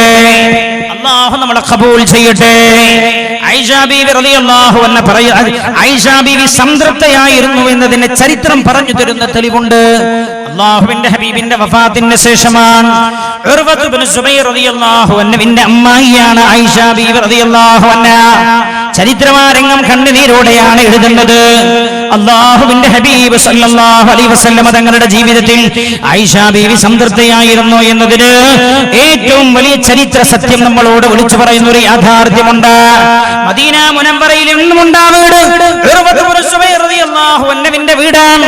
റസൂലുള്ളാഹിന്റെ വഫാത്തിന് ശേഷം ഉർവ റളിയല്ലാഹു അൻഹു റസൂലുള്ളാഹിനെ ആയിഷ ബീവി റളിയല്ലാഹു അൻഹയെ സൽക്കരിച്ചു തന്റെ വീട്ടിലേക്ക്. ആയിഷ ബീവി ഉർവ റളിയല്ലാഹു അൻഹുവിന്റെ അമ്മായിയാണ്. ആയിഷ ബീവി റളിയല്ലാഹു അൻഹ വീട്ടിൽ വന്നു. അമ്മായി റസൂലുള്ളാഹിന്റെ വഫാത്തിന് ശേഷം ഒറ്റയ്ക്കിരിക്കുകയാണല്ലോ. ആ ഏകാന്തതയിൽ ഒരു സമാധാനമാകാനാണ് ഈ സൽക്കാരം. വീട്ടിലേക്ക് വിളിച്ചു വരുത്തി ഭക്ഷണമെല്ലാം ഉണ്ടാക്കി. ഉർവ റളിയല്ലാഹു അൻഹുവിന്റെ ഭാര്യ ഭക്ഷണമെല്ലാം കൊണ്ടുപോയി വെച്ചു. അമ്മായിയായ ആയിഷ ബീവി റളിയല്ലാഹു അൻഹയോട് ഉർവ റളിയല്ലാഹു അൻഹു ഭക്ഷണം കഴിക്കാൻ വേണ്ടി വരാൻ പറഞ്ഞു. കൈ കഴുകിയിട്ട് ഭക്ഷണം കഴിക്കാൻ ഇരുന്നപ്പോഴതാ ഭക്ഷണത്തിന്റെ മുമ്പിലിരുന്ന് അല്ലാഹുവിന്റെ ഹബീബ് പൊട്ടി പൊട്ടി കരയുക. ആയിഷ ബീവി റളിയല്ലാഹു അൻഹ തേങ്ങി തേങ്ങി കരയുകയാണ്. വീട്ടുകാർ അത്ഭുതപ്പെട്ടു പോയി. ഉർവ റളിയല്ലാഹു അൻഹു ചോദിച്ചു, അമ്മായി നിങ്ങൾ എന്തിനാ കരയുന്നത്? ഭക്ഷണത്തിന്റെ മുമ്പിൽ നിന്ന് എന്തിനാ കരയുന്നത്? ആയിഷ റളിയല്ലാഹു അൻഹ അപ്പൊ പറഞ്ഞത് ശ്രദ്ധിക്കണം എന്റെ പ്രിയമുള്ളവരെ. ആയിഷ ബീവി റളിയല്ലാഹു അൻഹ പറയാ, എന്റെ പ്രിയപ്പെട്ട ഭർത്താവ് ത്വാഹ റസൂലുള്ളാഹി സല്ലല്ലാഹു അലൈഹി വസല്ലം തങ്ങളുടെ കൂടെ ഞാൻ 10 കൊല്ലം ജീവിച്ചിട്ടുണ്ട്. ഉർവയോട് പറയാണ്, പ്രിയപ്പെട്ട അമ്മായി ആയിഷ ബീവി പറയാ, ഉർവ പറയാണ്, എന്നോട് പറയാണ്, മോനെ റസൂലുള്ളാഹിന്റെ കൂടെ ഞാൻ 10 കൊല്ലം ജീവിച്ചിട്ടുണ്ട്. ആ 10 കൊല്ലത്തിനിടക്ക് എന്റെ ഹബീബ് ഇങ്ങനൊരു ഭക്ഷണം കഴിക്കുന്നത് ഞാനും കണ്ടിട്ടില്ല. ഇങ്ങനൊരു ഭക്ഷണം എന്റെ റസൂലുള്ളാഹിക്ക് ഉണ്ടാക്കി കൊടുക്കാൻ എനിക്ക് കഴിഞ്ഞില്ലല്ലോ എന്ന് പറഞ്ഞ ആയിഷ ബീവി തേങ്ങി തേങ്ങി കരയുകയാണ്. തന്റെ ഭർത്താവിൽ ആയിഷ ബീവി സംതൃപ്തയില്ലായിരുന്നെങ്കിൽ വഫാത്തായ പുണ്യ നബിയുടെ വഫാത്തിൽ വിയോഗത്തിൽ സന്തോഷിക്കുകയല്ലേ ആയിഷ ചെയ്യേണ്ടത്? ആയിഷ പൊട്ടിക്കരഞ്ഞ ആ കണ്ണുനീർ തുള്ളികൾ വീണ വീട് എന്നും മദീനയിലുണ്ടെന്ന് പ്രിയമുള്ളവരെ. അതിന്റെ കൊച്ചു ചുമരുകൾ പറഞ്ഞു തരും ആ ചരിത്രം. ആയിഷയുടെ ഖൽബിലുണ്ടായിരുന്ന വേദനയുടെ കാഠിന്യം എത്രയായിരുന്നുവെന്ന് റഹ്മുർ റഹീമീനായ അല്ലാഹുവേ, നിന്റെ ഹബീബ് നബിയുനാ മുഹമ്മദ് മുസ്തഫ സല്ലല്ലാഹു അലൈഹി വസല്ലമ തങ്ങളെ നീ ഞങ്ങളിലേക്ക് നിയോഗിച്ചത് നിന്റെ ദീൻ പഠിപ്പിച്ചു തരാനാ. നീ നിയമമാക്കിയതൊക്കെ നിയമമായി അംഗീകരിക്കുന്നവരിൽ ഞങ്ങളെ നീ ഉൾപ്പെടുത്തണേ അല്ലാഹ്. എല്ലാ പുരുഷന്മാരും എഴുന്നേറ്റ് നിൽക്കൂ, അടുത്തേക്ക് വരും അല്ലാഹുവേ. നീ ഞങ്ങൾക്ക് നിയമമാക്കിയതെല്ലാം നിയമമായി അംഗീകരിച്ചവരിൽ ഞങ്ങളെ നീ ഉൾപ്പെടുത്തണേ അല്ലാഹ്. അടുത്തേക്ക് വരുന്നത് കൂടിനും ദുആ ചെയ്ത് പിരിയുകയാണ് നമ്മൾ അല്ലാഹുവേ. ഈ സദസ്സ് നീ ദുആക്ക് ഉത്തരമുള്ള സദസ്സാക്കണേ അല്ലാഹ്. റബ്ബനാ ഈ സദസ്സിൽ ദുആ ചെയ്യാൻ ഏൽപ്പിച്ച എല്ലാവരുടെ ഉദ്ദേശവും നീ നിറവേറ്റണേ അല്ലാഹ്. ഒരു 3 സ്വലാത്ത് ചൊല്ലൂ എല്ലാവരും. സല്ലല്ലാഹു അലാ മുഹമ്മദ് സല്ലല്ലാഹു അലൈഹി വസല്ലം. സല്ലല്ലാഹു അലാ മുഹമ്മദ് സല്ലല്ലാഹു അലൈഹി വസല്ലം. അല്ലാഹുമ്മ സ്വല്ലി അലാ മുഹമ്മദ് യാ റബ്ബി സ്വല്ലി അലൈഹി വസല്ലം. എല്ലാവരും നാല് സ്വലാത്ത് കൂടെ ചൊല്ലു. കുറേ ലിസ്റ്റ് ഉണ്ട് ഇവിടെ ഞാൻ വായിച്ചാൽ ഒരു പക്ഷേ 11:15 ആവുന്ന ഞാൻ വിചാരിക്കണം. അതുകൊണ്ട് ഞാൻ ആദ്യത്തെ 1-2 വായിക്കും. ബാക്കി ഞാൻ ഇൻഷാ അല്ലാഹ് നാളെ നേരത്തെ വന്ന് വായിക്കും. നേരത്തെ ഒന്ന് വായിക്കുന്ന അങ്ങനെ തന്നെ ആണോ? നാളെ വരുമ്പോൾ തന്നെ ഈ ലിസ്റ്റ് തരണം, അല്ലെങ്കിൽ ഞാൻ കളവ് പറഞ്ഞാണോ കേട്ടോ. നാളെ നേരത്തെ തന്നെ ഞാൻ വരും ഇൻഷാ അല്ലാഹ്. നാട്ടിൽ നിന്നാണ് വരിക. ഇന്നൊരു വലിയ യാത്ര കഴിഞ്ഞ് വരികയാണ്. ബൈത്തുൽ മുഖദ്ദസിലേക്കുള്ളൊരു യാത്രയുണ്ടായിരുന്നു. സത്യത്തിൽ ഈ ഡേറ്റ് എന്നോ കൊടുത്തതാണ്. എൻ്റെ സൂപ്പിയാജി എന്നെ പിന്നെ എങ്ങനെ സ്നേഹിക്കുന്നു എന്ന് എനിക്ക് മനസ്സിലായിട്ടില്ല. വെറുത്തിട്ട് ഈ പടി കടന്നിട്ടുണ്ടെങ്കിൽ നോക്കിക്കൊള്ളേ എന്ന് പറയേണ്ട സമയമാണ്. കാരണം എത്രയോ വട്ടം ചോദിച്ചിട്ട് കൊടുക്കാൻ പറ്റാതെ പലപ്പോഴും. എന്നാലും മൂപ്പരൊരു വെറുപ്പൊന്നും പറഞ്ഞില്ല. പിന്നെ വളരെ നേരത്തെ കൊടുത്ത ഈ ഡേറ്റ്, യാത്രയുടെ ഡേറ്റും ഇതും യോജിച്ചു വന്നു. അപ്പോൾ സാധാരണ ഡേറ്റ് കൊടുക്കുമ്പോൾ 1 മാസം മുമ്പ് ബന്ധപ്പെട്ട് ഉറപ്പിക്കണം എന്ന് പറയാറുണ്ട് ഡേറ്റ് കൊടുക്കുന്നവരോടൊക്കെ. അപ്പോൾ ചില ആൾക്കാർ അതിന് മുമ്പ് തന്നെ ഫ്ലക്സ് അടിച്ചു, എന്നിട്ട് പോലും പറയും ഫ്ലക്സ് ഒക്കെ അടിച്ചു കഴിഞ്ഞാൽ മാറ്റാൻ കഴിയില്ല. യാത്രകളിടക്ക് വരുന്നതുകൊണ്ട് അങ്ങനെ പറയുന്നത്. അപ്പോൾ നോക്കുമ്പോൾ സൂപ്പേജിക്കാൻ്റെ ഡേറ്റ് വരുന്ന അന്നാണ്. 2 മണിക്ക് ഫ്ലൈറ്റ് ഇറങ്ങിയിട്ട് എങ്ങനെ ഇവിടെ എത്തും എന്നൊരു നിശ്ചയമില്ലായില്ല. കൊച്ചിയിൽ 2 മണിക്ക് ഇറങ്ങിയിട്ട് ഇവിടെ എത്തുക 8 മണിയാകുമ്പോഴേക്ക് എന്നതൊരു അസംഭവ്യമാണ് ഈ സമയത്ത്. കാരണം ട്രാഫിക് അത്ര ശക്തമാണ്. എന്നാലും ഡ്രൈവർ ഞാൻ എങ്ങനെങ്കിലുമൊക്കെ മൂത്രം കൊഴിക്കണ പിടിച്ചു നിന്ന് നോക്കി. പിന്നെ സഹിക്കാൻ കഴിയാതെ വന്നപ്പോൾ ഞാൻ ഇവരോട് ഞങ്ങൾ നിർത്തി. കാരണം മൂത്രമൊഴിക്കാതെ പോകാൻ കഴിയില്ല. ഈ മുഹമ്മദ് കേൾപ്പിച്ചൊരു ഡ്രൈവറുണ്ട്. അയാൾ മൂത്രമൊഴിക്കാൻ സമ്മതിക്കില്ല, വെള്ളം കുടിക്കാൻ സമ്മതിക്കില്ല, ചായ കുടിക്കാൻ സമ്മതിക്കില്ല. എന്നോട് പറഞ്ഞ് 7 മണിക്ക് എത്തിക്കണം എന്നാ കരാറ്. അപ്പം അപ്പം തന്നെ എനിക്ക് മനസ്സിലായി 7 മണിക്ക് എത്തിച്ചാലേ പൈസ തരുള്ളൂ എന്നിട്ട് പറഞ്ഞിട്ടുണ്ടാവും. മൂപ്പരപ്പം എന്നോട് പറഞ്ഞു, ഞാനൊന്ന് ഇരുന്ന് മൂത്രയ്ക്കാൻ പോയപ്പോൾ എന്നോട് പറഞ്ഞു, ഉസ്താദെ 15 മിനിറ്റ് പോയല്ലോ. പിന്നെ ഞാൻ പറഞ്ഞു, ഒന്നും കഴിച്ചിട്ടില്ല, ഫ്ലൈറ്റിൽ നിന്ന് ചെറിയൊരു സാധനം കഴിച്ചതാണ്, എന്തേലും ഒന്ന് കഴിക്കാൻ ഞാൻ ഊർജ്ജം ഉണ്ടാവില്ലല്ലോ പറയാനെന്ന് തന്നെ. അപ്പം എന്നോട് പറഞ്ഞു, കുറച്ചുകൂടി കഴിഞ്ഞിട്ട് കഴിക്കാം. പിന്നെ ഈ മൂപ്പരെ കുറച്ച് ആകണന്നല്ല, കുറച്ച് തന്നെ പിന്നെ ആകണന്നല്ല. അപ്പം ഞാൻ പിന്നെ അവസാനം പറഞ്ഞു, നിങ്ങൾ ഒന്ന് നിർത്തിയിട്ട് നമ്മൾ എന്തെങ്കിലും ഒന്ന് കഴിക്കാം, നിങ്ങൾക്കും കുടിക്കേണ്ട ഒരു ചായ എന്ന് വെച്ചാൽ. മൂപ്പര് പോയില്ലേ? അപ്പം മൂപ്പര് നിർത്തി. ഞാൻ വല്ലാതെ വിഷമിക്കുന്നതിനുണ്ട്. വേഗം ഒരു 5 മിനിറ്റ് കൊണ്ട് ചെറിയ ലഘു ഭക്ഷണം കഴിച്ചിട്ട് പിന്നെയും വിട്ടു. അങ്ങനെ എങ്ങനെങ്കിലും നിങ്ങളെല്ലാവരും പിരിഞ്ഞു പോയാലും ഞാനിവിടെ സ്റ്റേജിൽ വന്ന് തിരിച്ചു പോകുന്നില്ല. കാരണം ഞങ്ങളത്രയും കാത്തതല്ലേ. അപ്പം ഞാൻ വന്നോടത്തും തിരിച്ചു പോകില്ല. എന്തായാലും ഇവിടെ വന്ന് ഈ പള്ളിയിലൊക്കെ നിസ്കരിച്ച് ഇങ്ങനെ പോകാമെന്നൊക്കെ കരുതിയത്. അങ്ങോട്ട് വരുമ്പോൾ തന്നെ പല ആളുകളും പോകാൻ വേണ്ടിയിട്ട് ഇങ്ങനെ എഴുന്നേറ്റ്, കുറേ ആളുകളൊക്കെ ഇങ്ങനെ ഇനി വരലുണ്ടാവില്ല, കാരണം പലയിടത്തും ഇങ്ങനെ വരുമെന്ന് പറയും, പിന്നെ വരൂല, നേരം പോകുന്നൊക്കെ കരുതി ഇങ്ങനെ നിൽക്കുന്നതായിരിക്കും എന്ന് തോന്നുന്നു എനിക്ക്. അപ്പോഴാണ് നിങ്ങൾക്ക് വിഷമമെങ്കിൽ പൊറുക്കണം എന്ന് ഓർമ്മപ്പെടുത്തുന്നു. അതുകൊണ്ടാണ് താമസിച്ചു പോയത്. ജോർഡാനിൽ നിന്ന് ഇന്നലെ ഈ സമയം ഞങ്ങൾ ഷുഐബ് നബി അലൈഹി സ്വലാത്തു വസ്സലാമിൻ്റെ മഖ്ബറയിൽ സിയാറത്തിലാണ്. പക്ഷെ ഇന്നലെ ഷുഐബ് നബി ഇസ്ലാമിൻ്റെ മഖ്ബറ സിയാറത്ത് ചെയ്യുമ്പോൾ ഓർമ്മ വന്നതൊക്കെ ഈ സദസ്സാണ് ഇവിടെ. കാരണം ഇന്ന് ഇവിടെ എത്തൂലേ എന്നുള്ളതുകൊണ്ട് കൽവിൽ മുഴുവനും ഇന്നലെ ഇവിടെ ഉള്ള ഈ സദസ്സും വാഴതും ഒക്കെ അള്ളാഹു ഖബൂൽ ചെയ്യട്ടെ. ഏറ്റവും വലിയ ധിക്കാരിയായ ഖാറൂൻ അള്ളാഹു നശിപ്പിച്ച സ്ഥലത്ത് നിന്ന് തുടങ്ങിയ സിയാറ ഏറ്റവും നല്ലൊരു പ്രവാചകന്റെ അടുത്ത് സമാപിച്ചാണ് തിരിച്ചു വന്നത്.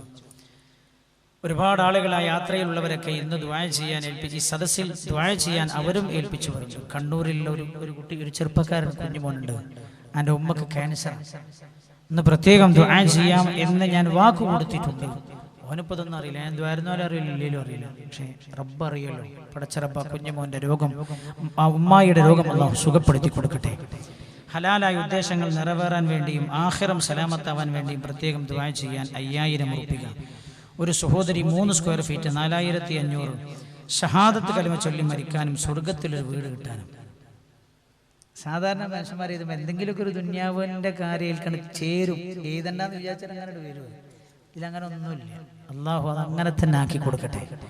അതിനൊന്നും ഞാൻ ദ്വാരക്കണം എന്നില്ല എന്നുള്ള അഭിപ്രായക്കാരനാണ് ഞാൻ. എന്താ കാരണം അറിയാങ്ങൾ, ആ നെയ്യത്ത് അത്ര നിഷ്കളങ്കമാണ്. അള്ളാഹു എഴുത്തോണ്ട് ഞങ്ങളെ കബൂൽ ചെയ്യും. പിന്നെന്ത് ഞങ്ങൾ ബേജാറാണ്. 500 ഉറുപ്പികയും ഒരു സ്വർണ്ണ കാതിലയും. 500 എന്നല്ല, ഞാൻ 5000 എന്നൊക്കെ കരുതി. അപ്പം നോക്കുമ്പോൾ അപ്പുറത്തൊരു സ്വർണ്ണ കാതിലുണ്ട്. അപ്പം എന്തായാലും ഒരു 3 സ്ക്വയർ ഫീറ്റിൻ്റെ പൈസ ഉണ്ടാവും അല്ലേ? 500 കൂടി കൂട്ടിയാൽ ചിലപ്പോൾ അമ്മയും കൂട്ടിയിട്ടുണ്ടാവും. അതിലേക്ക് പോരായുള്ള 500 രൂപ വെച്ച്. നമ്മളെ ഈ ബിൽഡിങ്ങിൻ്റെ 3ാം നിലയുടെ പണിയാണ് ആരംഭിക്കുന്നത്. എത്ര square feet? 6000 square feet. 6000 square feet. ഒരു സ്ക്വയർ ഫീറ്റിന് 1500 ഉറുപ്പിക പണി കഴിയും. അപ്പം എത്ര ഉറുപ്പിക വരും? 90 ലക്ഷം. ഈ സ്ക്വയർ ഫീറ്റ് ഒക്കെ ആക്കണതിനാ? നിങ്ങൾ 90 ആളെ കണ്ട് ഓരോ ലക്ഷം വാങ്ങിയാൽ പറയും. അങ്ങനെ ഉഷാറുള്ള ആൾക്കാരല്ലേ ഈ നാട്ടിലുള്ള അല്ലേ? സ്ക്വയർ ഫീറ്റ് എനിക്കെന്നെ ഇത് കൂട്ടിയിട്ട് എത്രയും തിരിയില്ല ടോട്ടൽ. എല്ലാവരും അത് നല്ല ചിന്ത. എന്നാലും ഒരു 90 ആളെ കിട്ടാൻ അല്ലേ? അപ്പം സാധുക്ക കൂടി അവസരം കൊടുക്കാൻ അല്ലേ? ഓ, അത് നല്ല ചിന്ത. അൽഹംദുലില്ലാ, അത് നല്ല ചിന്ത. ഒരാൾക്ക് വെൽഗൻ 1 ലക്ഷം കൊടുക്കാൻ കഴിയില്ല, 1500 കൊടുക്കാൻ കഴിയും. അവർക്കും ഇതിൽ പങ്കുകൊള്ളാം. ഇവിടെ ഈ കുഞ്ഞു മക്കൾ പഠിക്കുന്ന ഓരോ അക്ഷരത്തിന്റെയും പ്രതിഫലത്തിൽ അവർക്കും പങ്കാവാം. അൽഹംദുലില്ലാ, നല്ല ചിന്തയാണ്. അല്ലാഹു ഖബൂൽ ചെയ്യട്ടെ, റബ്ബ് ബർക്കത്ത് ചെയ്യട്ടെ. മാത്രമല്ല പലപ്പോഴും പല സംഗതികളും വിജയിക്കാറുള്ളതൊക്കെ പാവങ്ങളുടെ നിസ്സീമമായ സഹായം കൊണ്ടാണ്. നമ്മളെ യാക്കൂബൊക്കെ ഇവിടെ ഉണ്ടല്ലോ, പാവങ്ങളുടെ നിസ്സീമമായ സഹായം കൊണ്ടാണ് വിജയിക്കാറുള്ളത്. അങ്ങനെ ഈ അബ്ദുറഹ്മാൻ രണ്ടത്താണിൻ്റെ ഭാര്യയില്ലേ, ആ ഭാര്യ എപ്പോഴും രണ്ടത്താനോട് പറയുന്നൊരു വർത്താനം അവരുടെ കുടുംബക്കാരും പറയുന്നു. എന്ത് എപ്പോഴും പറയത്രേ, നിങ്ങൾ പിന്നെ പാവങ്ങളെ കൂട്ടുകൊണ്ടായിട്ട് ജയിക്കല്, പാവങ്ങളെ നിരാകരിക്കരുത് കേട്ടോ. അതെപ്പോഴും പറയത്രേ, മൂപ്പരെ ബേജാറാക്കാൻ. ആ കുടുംബക്കാരൻ പറയണ അത് മൂപ്പരങ്ങനെ നിയന്ത്രിക്കാനുള്ളൊരു വർത്താനം ഞങ്ങൾക്ക് തോന്നിയിട്ടുണ്ട് എന്ന് പറഞ്ഞാൽ ഏത് സംരംഭവും അങ്ങനെയാണ്. ഇൻഷാ അല്ലാഹ് ഞങ്ങൾ എല്ലാവരുടെയും സഹായ സഹകരണത്തിലേക്ക് ഉണ്ടാകണം എന്ന് ഓർമ്മപ്പെടുത്തുന്നു.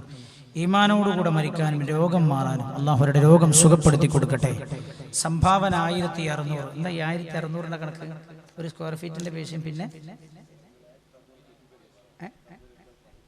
1600 1500. അപ്പോൾ ഈ 100 ഉറുപ്പിക പോലെ ഭക്ഷണത്തിന്റെ പൈസ പണിക്കാരൻ. മരണപ്പെട്ടു പോയ ഉപ്പാക്കും ഉമ്മാക്കും വേണ്ടി ദുആ ചെയ്യാൻ.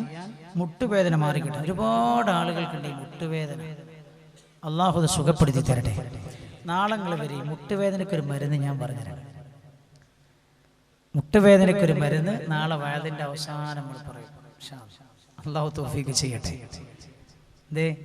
ഒരു പള്ളി പോയി നോക്കുമ്പോൾ ഇപ്പോഴത്തെ ഞങ്ങൾ അതാ രസം. ഞങ്ങൾ ഈജിപ്തിലൊരു പള്ളി പോയി നോക്കുമ്പോൾ ബാക്കിൽ ഒരു 6 വരി മുഴുവൻ കസേര. അപ്പോൾ ഒരാളിനോട് ചോദിച്ചാൽ ഇവിടെ വയലെടുക്കണോ ചോദിച്ചോട്. ഞാൻ പറഞ്ഞല്ല, അത് ഈ നെട്ടും പോൾട്ടും അയഞ്ഞോൽക്കുള്ളതാണ്. തമാശ പറഞ്ഞപ്പോൾ എന്നോട് പറഞ്ഞു എത്ര തോന്നിയെന്ന് ചോദിച്ചു. ഞാൻ പറഞ്ഞു കുറച്ചുകൂടി കാലം ഞാൻ ഫുള്ളോ തന്നെ ആവും. കാരണം ചെറുപ്പക്കാർക്ക് വരെ ഡിസ്കിന് തകരാറ്. അല്ലാഹു സുബ്ഹാനഹു വ തആല വേദനകൾ മാറ്റിത്തരട്ടെ. ശരിക്കൊരു വയൽ പറയേണ്ടതാണ്. ഈ ചൂട് കൂടുന്ന കാലത്ത് വേദനയും ചൂടും തമ്മിൽ വലിയ ബന്ധമുണ്ട്. ഹദീസ് അത് സംസാരിക്കുന്നുണ്ട്. പക്ഷെ ആളത്തെ വിഷയങ്ങൾ സ്വതക്ക തന്നത് എനിക്ക് മനസ്സിലാണത്. സ്വതക്കൻ്റെ കൂലി കേട്ടിട്ട് സ്വതക്ക ചെയ്യുമ്പോൾ അതിനൊരു പ്രത്യേകത ഒന്നുകൂടി ഉണ്ടാവുമല്ലോ എന്ന് കരുതിയാവുന്നു. അതുകൊണ്ട് നാളെ സ്വതക്ക മാത്രമേ നമ്മൾ പറയണുള്ളൂ. ചൂടും വേദനയും തമ്മിലൊരു ബന്ധമുണ്ട്. ഹദീസ് അങ്ങനെ സംസാരിക്കുന്നത് കാണുന്നുണ്ട്. അള്ളാഹു നമ്മുടെ എല്ലാവരുടെയും വേദനകൾ അള്ളാഹു മാറ്റിത്തരട്ടെ. എൻ്റെ ഉമ്മയും ഡിസ്കിന് വേദനയായി കിടപ്പിലാണ്. പക്ഷേ ഇതുവരെ ഈമാൻ സലാമത്തായി മരിക്കാനും ചെയ്തു പോയ ദോഷങ്ങൾ പൊറുക്കപ്പെടാനും മക്കളെ സ്വാലിഹ്യങ്ങളാക്കാനും വേണ്ടി പ്രത്യേകം ദുആ ചെയ്യാൻ 1600 റുപ്യ. 1600 ആദ്യം പറഞ്ഞു പോയതാണ്. 1500 ഉള്ളൂ എന്ന് പറഞ്ഞു. പണി ഇരുമ്പ് 1500 മതിയാവില്ല. സംഗതി എങ്ങനെയാണ്? ഇപ്പൊ കമ്പിക്ക് വില കൂടിയില്ലേ? കമ്പിക്ക് വില നേരത്തെ 40 കുറച്ചുകൂടി കൂടിയില്ലേ? ഇപ്പൊ നമ്മൾ 40 ഉണ്ടാവും. 40 റേറ്റാണ്. അത് അങ്ങോട്ടും ഇങ്ങോട്ടും നിൽക്കും. പക്ഷെ അത് വലിയ പ്രശ്നമാക്കണ്ട. 500 കൊടുത്താലും കുഴപ്പമില്ല, 600 കൊടുത്താലും കുഴപ്പമില്ല. 3-ാം തയ്യുടെ ഫണ്ടിലേക്ക് 1000 റുപ്യ അള്ളാഹു ഖബൂൽ ചെയ്യട്ടെ. ഇതുവരെ ഞാൻ വായിച്ചു. ബാക്കിയുള്ളതൊക്കെ ഇൻഷാ അല്ലാഹ് നാളെ നേരത്തെ വന്നിട്ട് വായിക്കും. ഇന്നത്തെ ദുആയിലും എല്ലാം ഉൾപ്പെടുത്തും. നാളത്തെ ദുആയിലും ഉൾപ്പെടുത്തും. മറ്റന്നാൾ ഉൾപ്പെടുത്തും. സയ്യിദ് ഹൈദർ അലി ശിഹാബ് തങ്ങൾ മഹാനവറുകൾ വരുന്ന ദിവസം ആ ദുആയിലും പ്രത്യേകം ഉൾപ്പെടുത്തും. സംഘാടകർ ആ കാര്യം പ്രത്യേകം തങ്ങളുടെ ശ്രദ്ധയിൽപ്പെടുത്തും ചെയ്യും. 3 കുട്ടികൾ ഷാർജയിൽ ഇന്നോ കഴിഞ്ഞ ആഴ്ച മരണപ്പെട്ടു പോയിട്ടുണ്ട്. ഈ നാട്ടിലെ കുട്ടികളാണ്, ഈ നാടിന്റെ അടുത്തുള്ള കുഞ്ഞുമക്കളാണ്. അള്ളാഹു അവരുടെ ഖബറിടം വെളിച്ചമാക്കി കൊടുക്കട്ടെ, സ്വർഗമാക്കി കൊടുക്കട്ടെ. ഇന്നലെ രാത്രി ഏറ്റവും പേടിച്ച ദിവസങ്ങളൊക്കെ ജോർഡാനിൽ നിന്ന് അമ്മാനിൽ നിന്ന് മസ്കത്തിലേക്കുള്ള ഫ്ലൈറ്റിൽ കാലാവസ്ഥ ഭയങ്കര മോശം. ഭയങ്കര മോശം എന്ന് പറഞ്ഞാൽ അടുത്തുള്ളൊരു ഫിലിപ്പൈനി പെണ്ണുണ്ട് കരയാണ്. അപ്പോൾ 2 കൊല്ലത്തായി നാട്ടിൽ നിന്ന് ജോർഡാനിൽ പോയി ജോലി കഴിഞ്ഞ് നാട്ടിൽ പോവാം. അപ്പോൾ ഇത് ഇടക്കിടക്ക് ക്യാബിൻ ക്രൂവിനോട് ആളുകളോടൊക്കെ ബെൽറ്റിടാൻ പറയുന്നു, എല്ലാവരോടും അടങ്ങിയിരിക്കാൻ പറയുന്നു, എല്ലാവരോടും സോറി പറയുന്നു. ഇതൊക്കെ കേട്ടപ്പോൾ ഈ പെണ്ണ് കരയുണ്ട്, ബേജാറായി.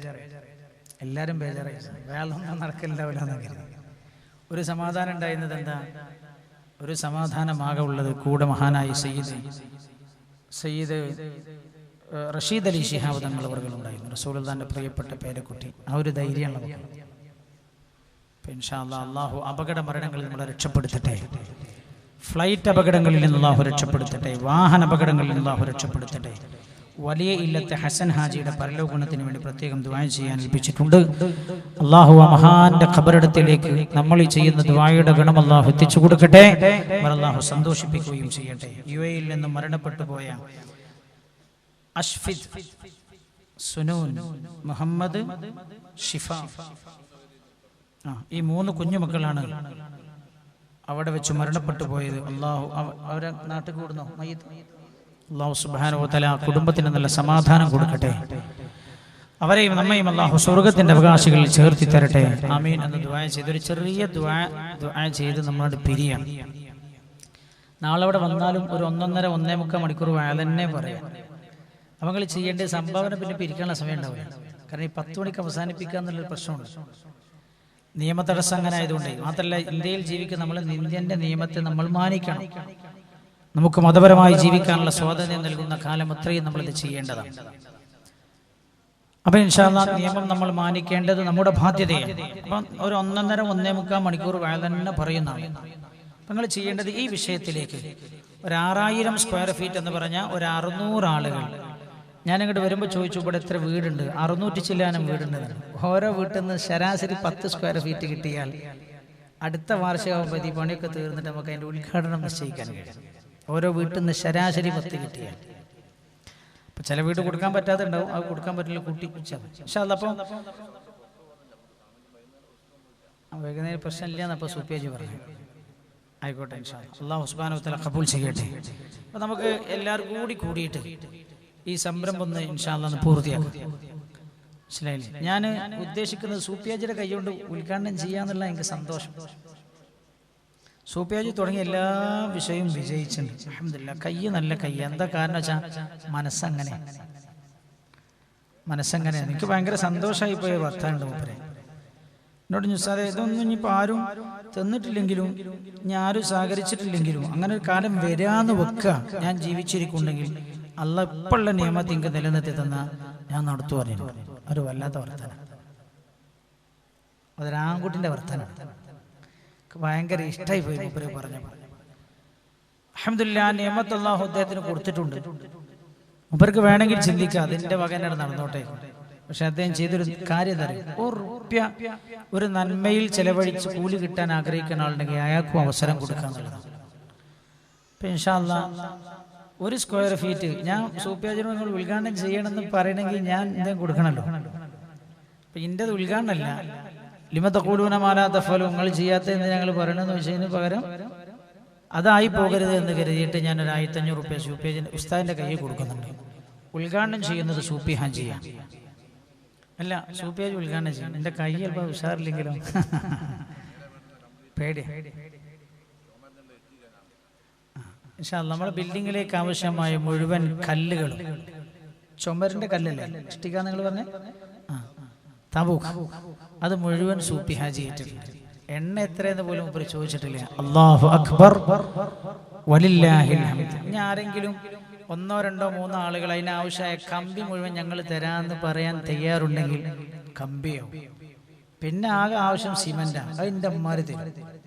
ജല്ലിയാണ്, അത് ഞാൻ ഇവരോട് വാങ്ങും. ആരെങ്കിലും കമ്പി ഏൽക്കാൻ തയ്യാറുണ്ടെങ്കിൽ ഇപ്പൊ പറഞ്ഞു 2 3 ആളുകൾക്ക് കൂടിയിട്ട് ചങ്ങായിമാരായിട്ട് ഏൽക്കാം. സൂപ്പി ഹാജി ചുമര ഏറ്റിട്ടുണ്ട് എന്ന് പറഞ്ഞാൽ ചുമരപ്പായ പിന്നെ മേലെ കോൺക്രീറ്റ് ആണ്. സെക്രട്ടറി ഉണ്ട്, ആർക്കും പറയാം. അള്ളാഹു ഖബൂൽ ചെയ്യട്ടെ. മൊത്തം എത്ര കമ്പി വരിക? ഇത് എത്ര സ്ക്വയർ ഫീറ്റാ നീളത്തിൽ?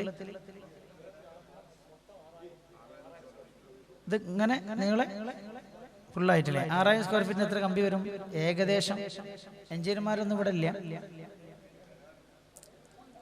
ഒരു 20 ടൺ വരും. ഒന്നും വരൂല്ലേ? 20 ടണ്ണൊക്കെ വേണം. ഇത് എത്ര ക്ലാസ് റൂമാ? 20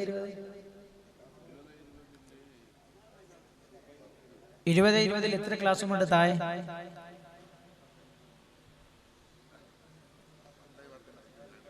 10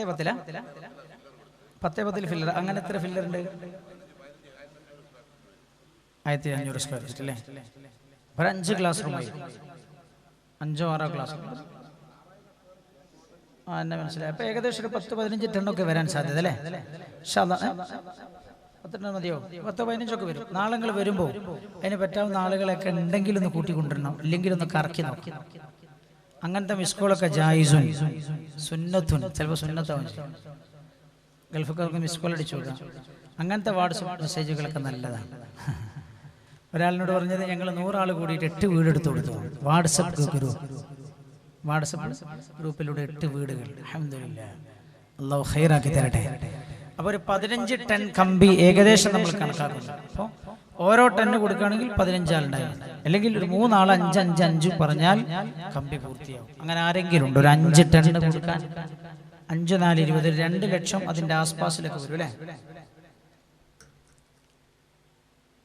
കമ്പി ഉദ്ഘാടനം ചെയ്യാൻ ആരെങ്കിലും നാളാവും അല്ലേ? നമുക്ക് ഒന്ന് ദ്വാരക്കാം. സൂപ്പിയാജിക്കാരൻ്റെ ഉദ്ഘാടനം കഴിഞ്ഞിട്ടുണ്ട്. പ്രസിഡന്റിനെ ഉദ്ഘാടനം ചെയ്ത്, അപ്പോൾ ഞാൻ സെക്രട്ടറിൻ്റെ ഒരു ഉദ്ഘാടനം നാളെ ഉണ്ടാവും. ട്രഷറർ ഉണ്ടാവും, വൈസ് പ്രസിഡന്റ് ഉണ്ടാവും, കമ്മിറ്റി മെമ്പർമാരുണ്ടാവും, പിന്നെ നാട്ടുകാരൊക്കെ ഉണ്ടാവും ഇല്ലേ? ഉണ്ടാവില്ലേ? ഇൻഷാ അല്ലാഹ് ഉഷാറില്ലല്ലോ. നിങ്ങളെല്ലാവരും ഉണ്ടാവില്ലേ?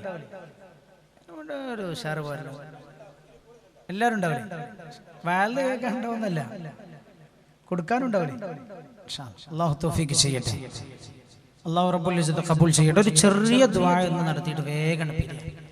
നാളങ്ങളെ വരി. ഒരുപാട് വിഷയത്തിന് ശമനമുള്ള ഒരു വഴിയാണ് സ്വതക്ക എന്ന് മനസ്സിലാവും. സ്വതക്ക മുഅ്മിനിന്റെ പരിചയം. എന്തെന്നുള്ള പരിചയമാണ്. അൽഹംദുലില്ലാഹ് അൽഹംദുലില്ലാഹ്. നമ്മളെ യാക്കൂബ് ഹാജി, നമ്മളെ പൊയിലൂരല്ലേ, നമ്മളെ യാക്കൂബ് ഹാജി, നമ്മളെ യാക്കൂബ് ഹാജി 1 ലക്ഷം ഉറുപ്പിക വാഗ്ദത്തം ചെയ്തിട്ടുണ്ടായിരുന്നു. അതിന്റെ ചെക്ക് ഡേറ്റ് ഇടാതെ കൊണ്ടുവന്നിട്ടുണ്ട്. ഡേറ്റ് ഇടാതെ കൊണ്ടുവന്നു എന്നാണ് എൻ്റെ അർത്ഥം. എന്താ? എപ്പം മാറാം, അതാണ് എൻ്റെ അർത്ഥം. ബിസ്മില്ലാ, ഉസ്താദിന്റെ കയ്യിൽ കൊടുത്തിട്ടുണ്ട്. അള്ളാഹു ഖബൂൽ ചെയ്യട്ടെ. ഞങ്ങളെല്ലാവരും അള്ളാഹു സുബ്ഹാനഹു വ തആല ബർക്കത്ത് ചെയ്യട്ടെ.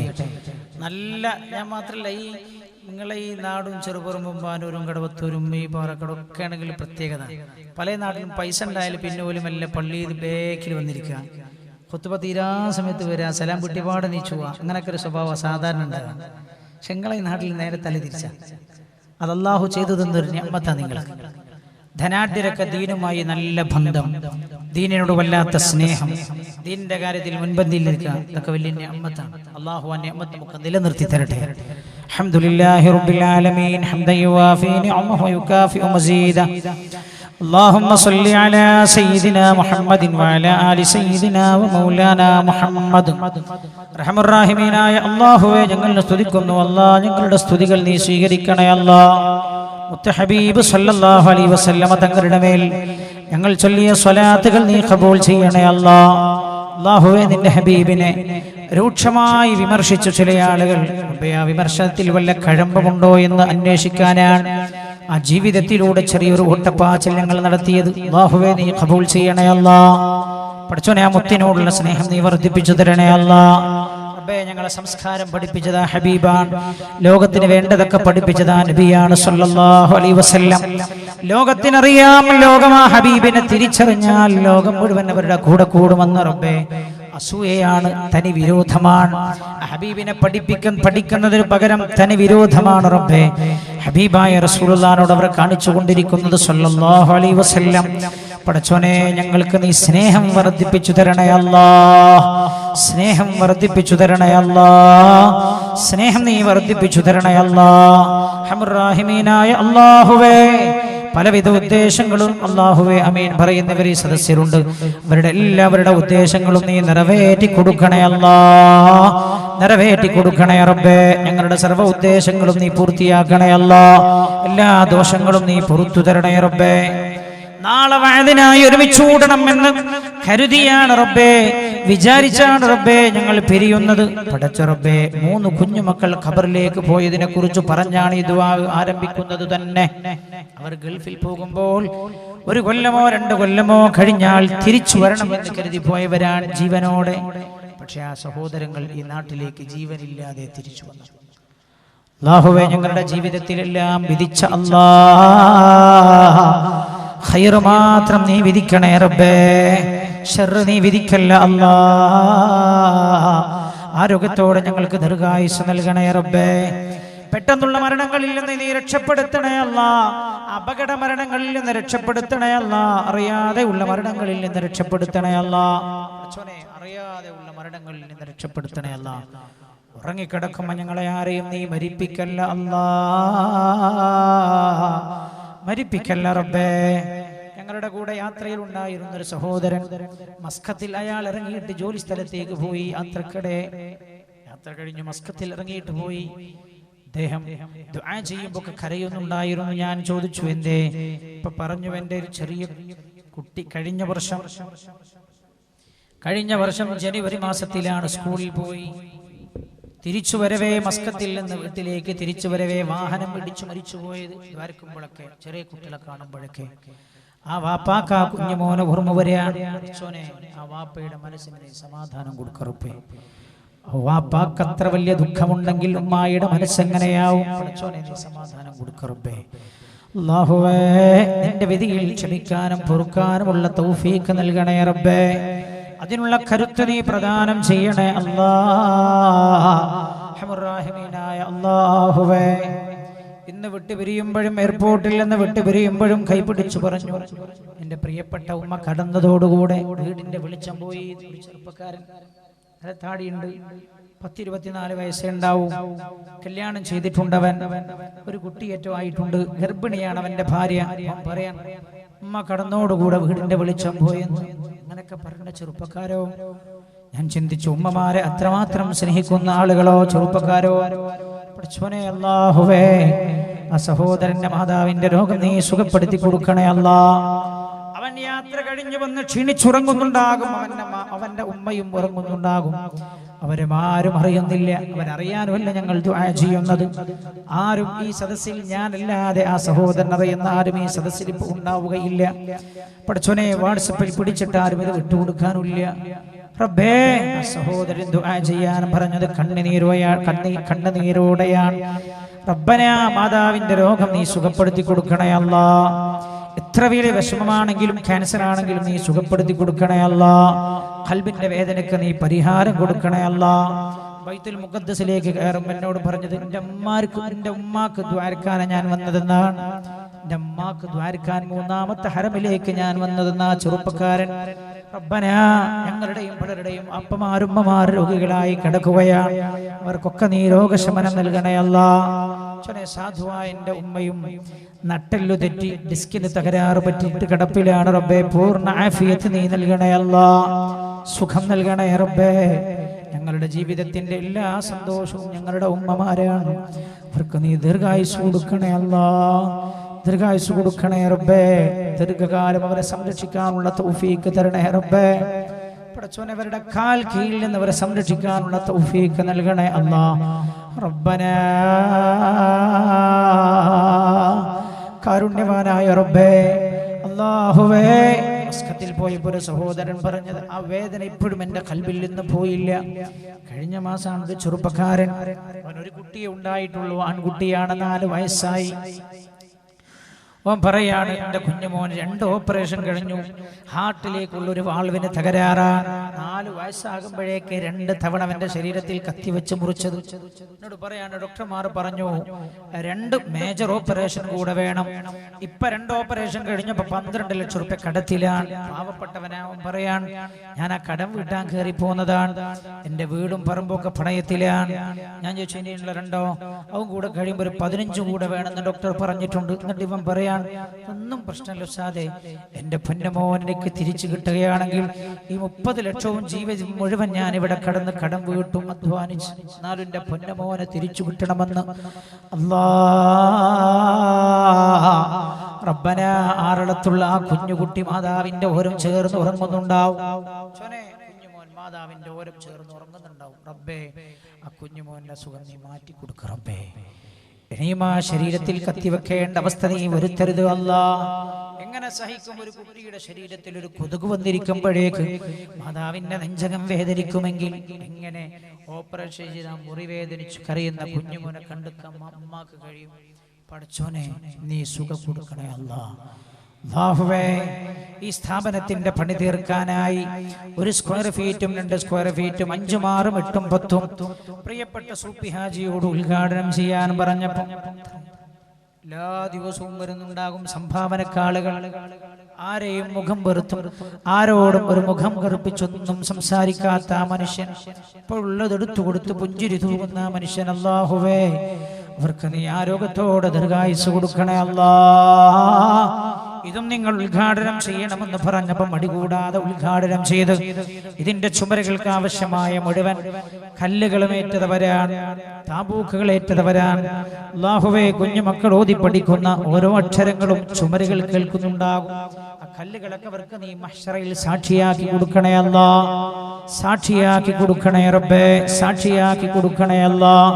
പടച്ചോനെ, നാളെ വരുമ്പോൾ ഇതിന്റെ ആവശ്യമായ കമ്പികൾ ഏറ്റെടുത്ത് സാധനങ്ങൾ ഏറ്റെടുത്ത് ഇതിന്റെ വർക്ക് പൂർത്തിയാക്കി പിരിയാൻ അടുത്ത വർഷം ഞങ്ങൾക്കതിന്റെ ഉദ്ഘാടനം ചെയ്യാനും കൂടുതൽ കുട്ടികളെ താമസിപ്പിക്കാനും കഴിയും എന്നൊരവസ്ഥയിൽ പിരിയാൻ ഞങ്ങൾക്ക് തൗഫീഖ് നൽകണേ റബ്ബേ, തൗഫീഖ് നൽകണേ അല്ലാ. ഒരു ഉമ്മ സ്വർണത്തിന്റെ ആഭരണം ഈ സദസ്സിലേക്ക് കൊടുത്തയച്ച്, ആരാണോ ഉമ്മ എന്നറിയില്ല, ഒരു കാതിലെ ആഭരണം, അതിന്റെ കൂടെ 500. അപ്പൊ സ്ക്വയർ ഫീറ്റിനെ കണക്കാക്കിയതാവും. അത് കുറവുണ്ടെങ്കിൽ ഇതുകൊണ്ട് നികത്തപ്പെടട്ടെ എന്ന്. പഠിച്ചോനെ, ആ ഉടമയെ നിനക്കറിയാമല്ലോ അല്ലാ. ഇന്നലെ വരെ അവരുടെ കാതിൽ ഇരുന്നത് ഇന്ന് നിന്റെ ദീനിനെ അവർ കൊടുത്തതാണ്. പടച്ചോനെ, അതവർക്ക് നീ സ്വർഗത്തിലെത്തുന്ന സദഖയാക്കി കൊടുക്കണേ അല്ലാ. എന്തുദ്ദേശമുള്ളതാണെങ്കിലും അത് നീ നിറവേറ്റി കൊടുക്കണേ റബ്ബേ. രോഗം സുഖപ്പെടുത്തി കൊടുക്കണേ അല്ലാ. സ്വർഗം കൊടുക്കണേ അല്ലാ. ഞങ്ങളിലൊക്കെ ഉള്ള എല്ലാ രോഗങ്ങളും സുഖപ്പെടുത്തണേ അല്ലാ. വല്ല മാരക രോഗത്തിന്റെയും അണുക്കൾ ഞങ്ങളുടെ ശരീരത്തിൽ കയറിപ്പറ്റിയിട്ടുണ്ടെങ്കിൽ അല്ലാഹുവേ അത് നീ നിർമാർജനം ചെയ്തു തരണേ അല്ലാ. സുഖപ്പെടുത്തി തരണേ അല്ലാ. പടച്ചോനെ 3 ചെറുപ്പക്കാരെ കുറിച്ച് ഇവിടെ പറഞ്ഞല്ലോ. അവരാരടി മണ്ണിൽ കിടക്കുകയാണ് റബ്ബേ. അവർ ഇന്ന് ഈ വയലിൽ ഈ നാട്ടിലുണ്ടായിരുന്നെങ്കിൽ ഇവിടെ വരേണ്ടവരാണ്. ഇതിന്റെ സംഘാടകരാവേണ്ടവരാണ്. ചേരെടുത്ത് വെക്കാനുണ്ടാവേണ്ടവരാണ്.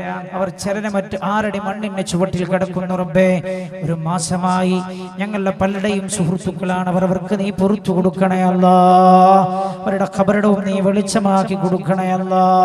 പടച്ചോനെ പെട്ടെന്നുള്ള മരണങ്ങളിലും അപകട മരണങ്ങളിലും ഞങ്ങളെ നീ രക്ഷപ്പെടുത്തണേ അല്ലാ.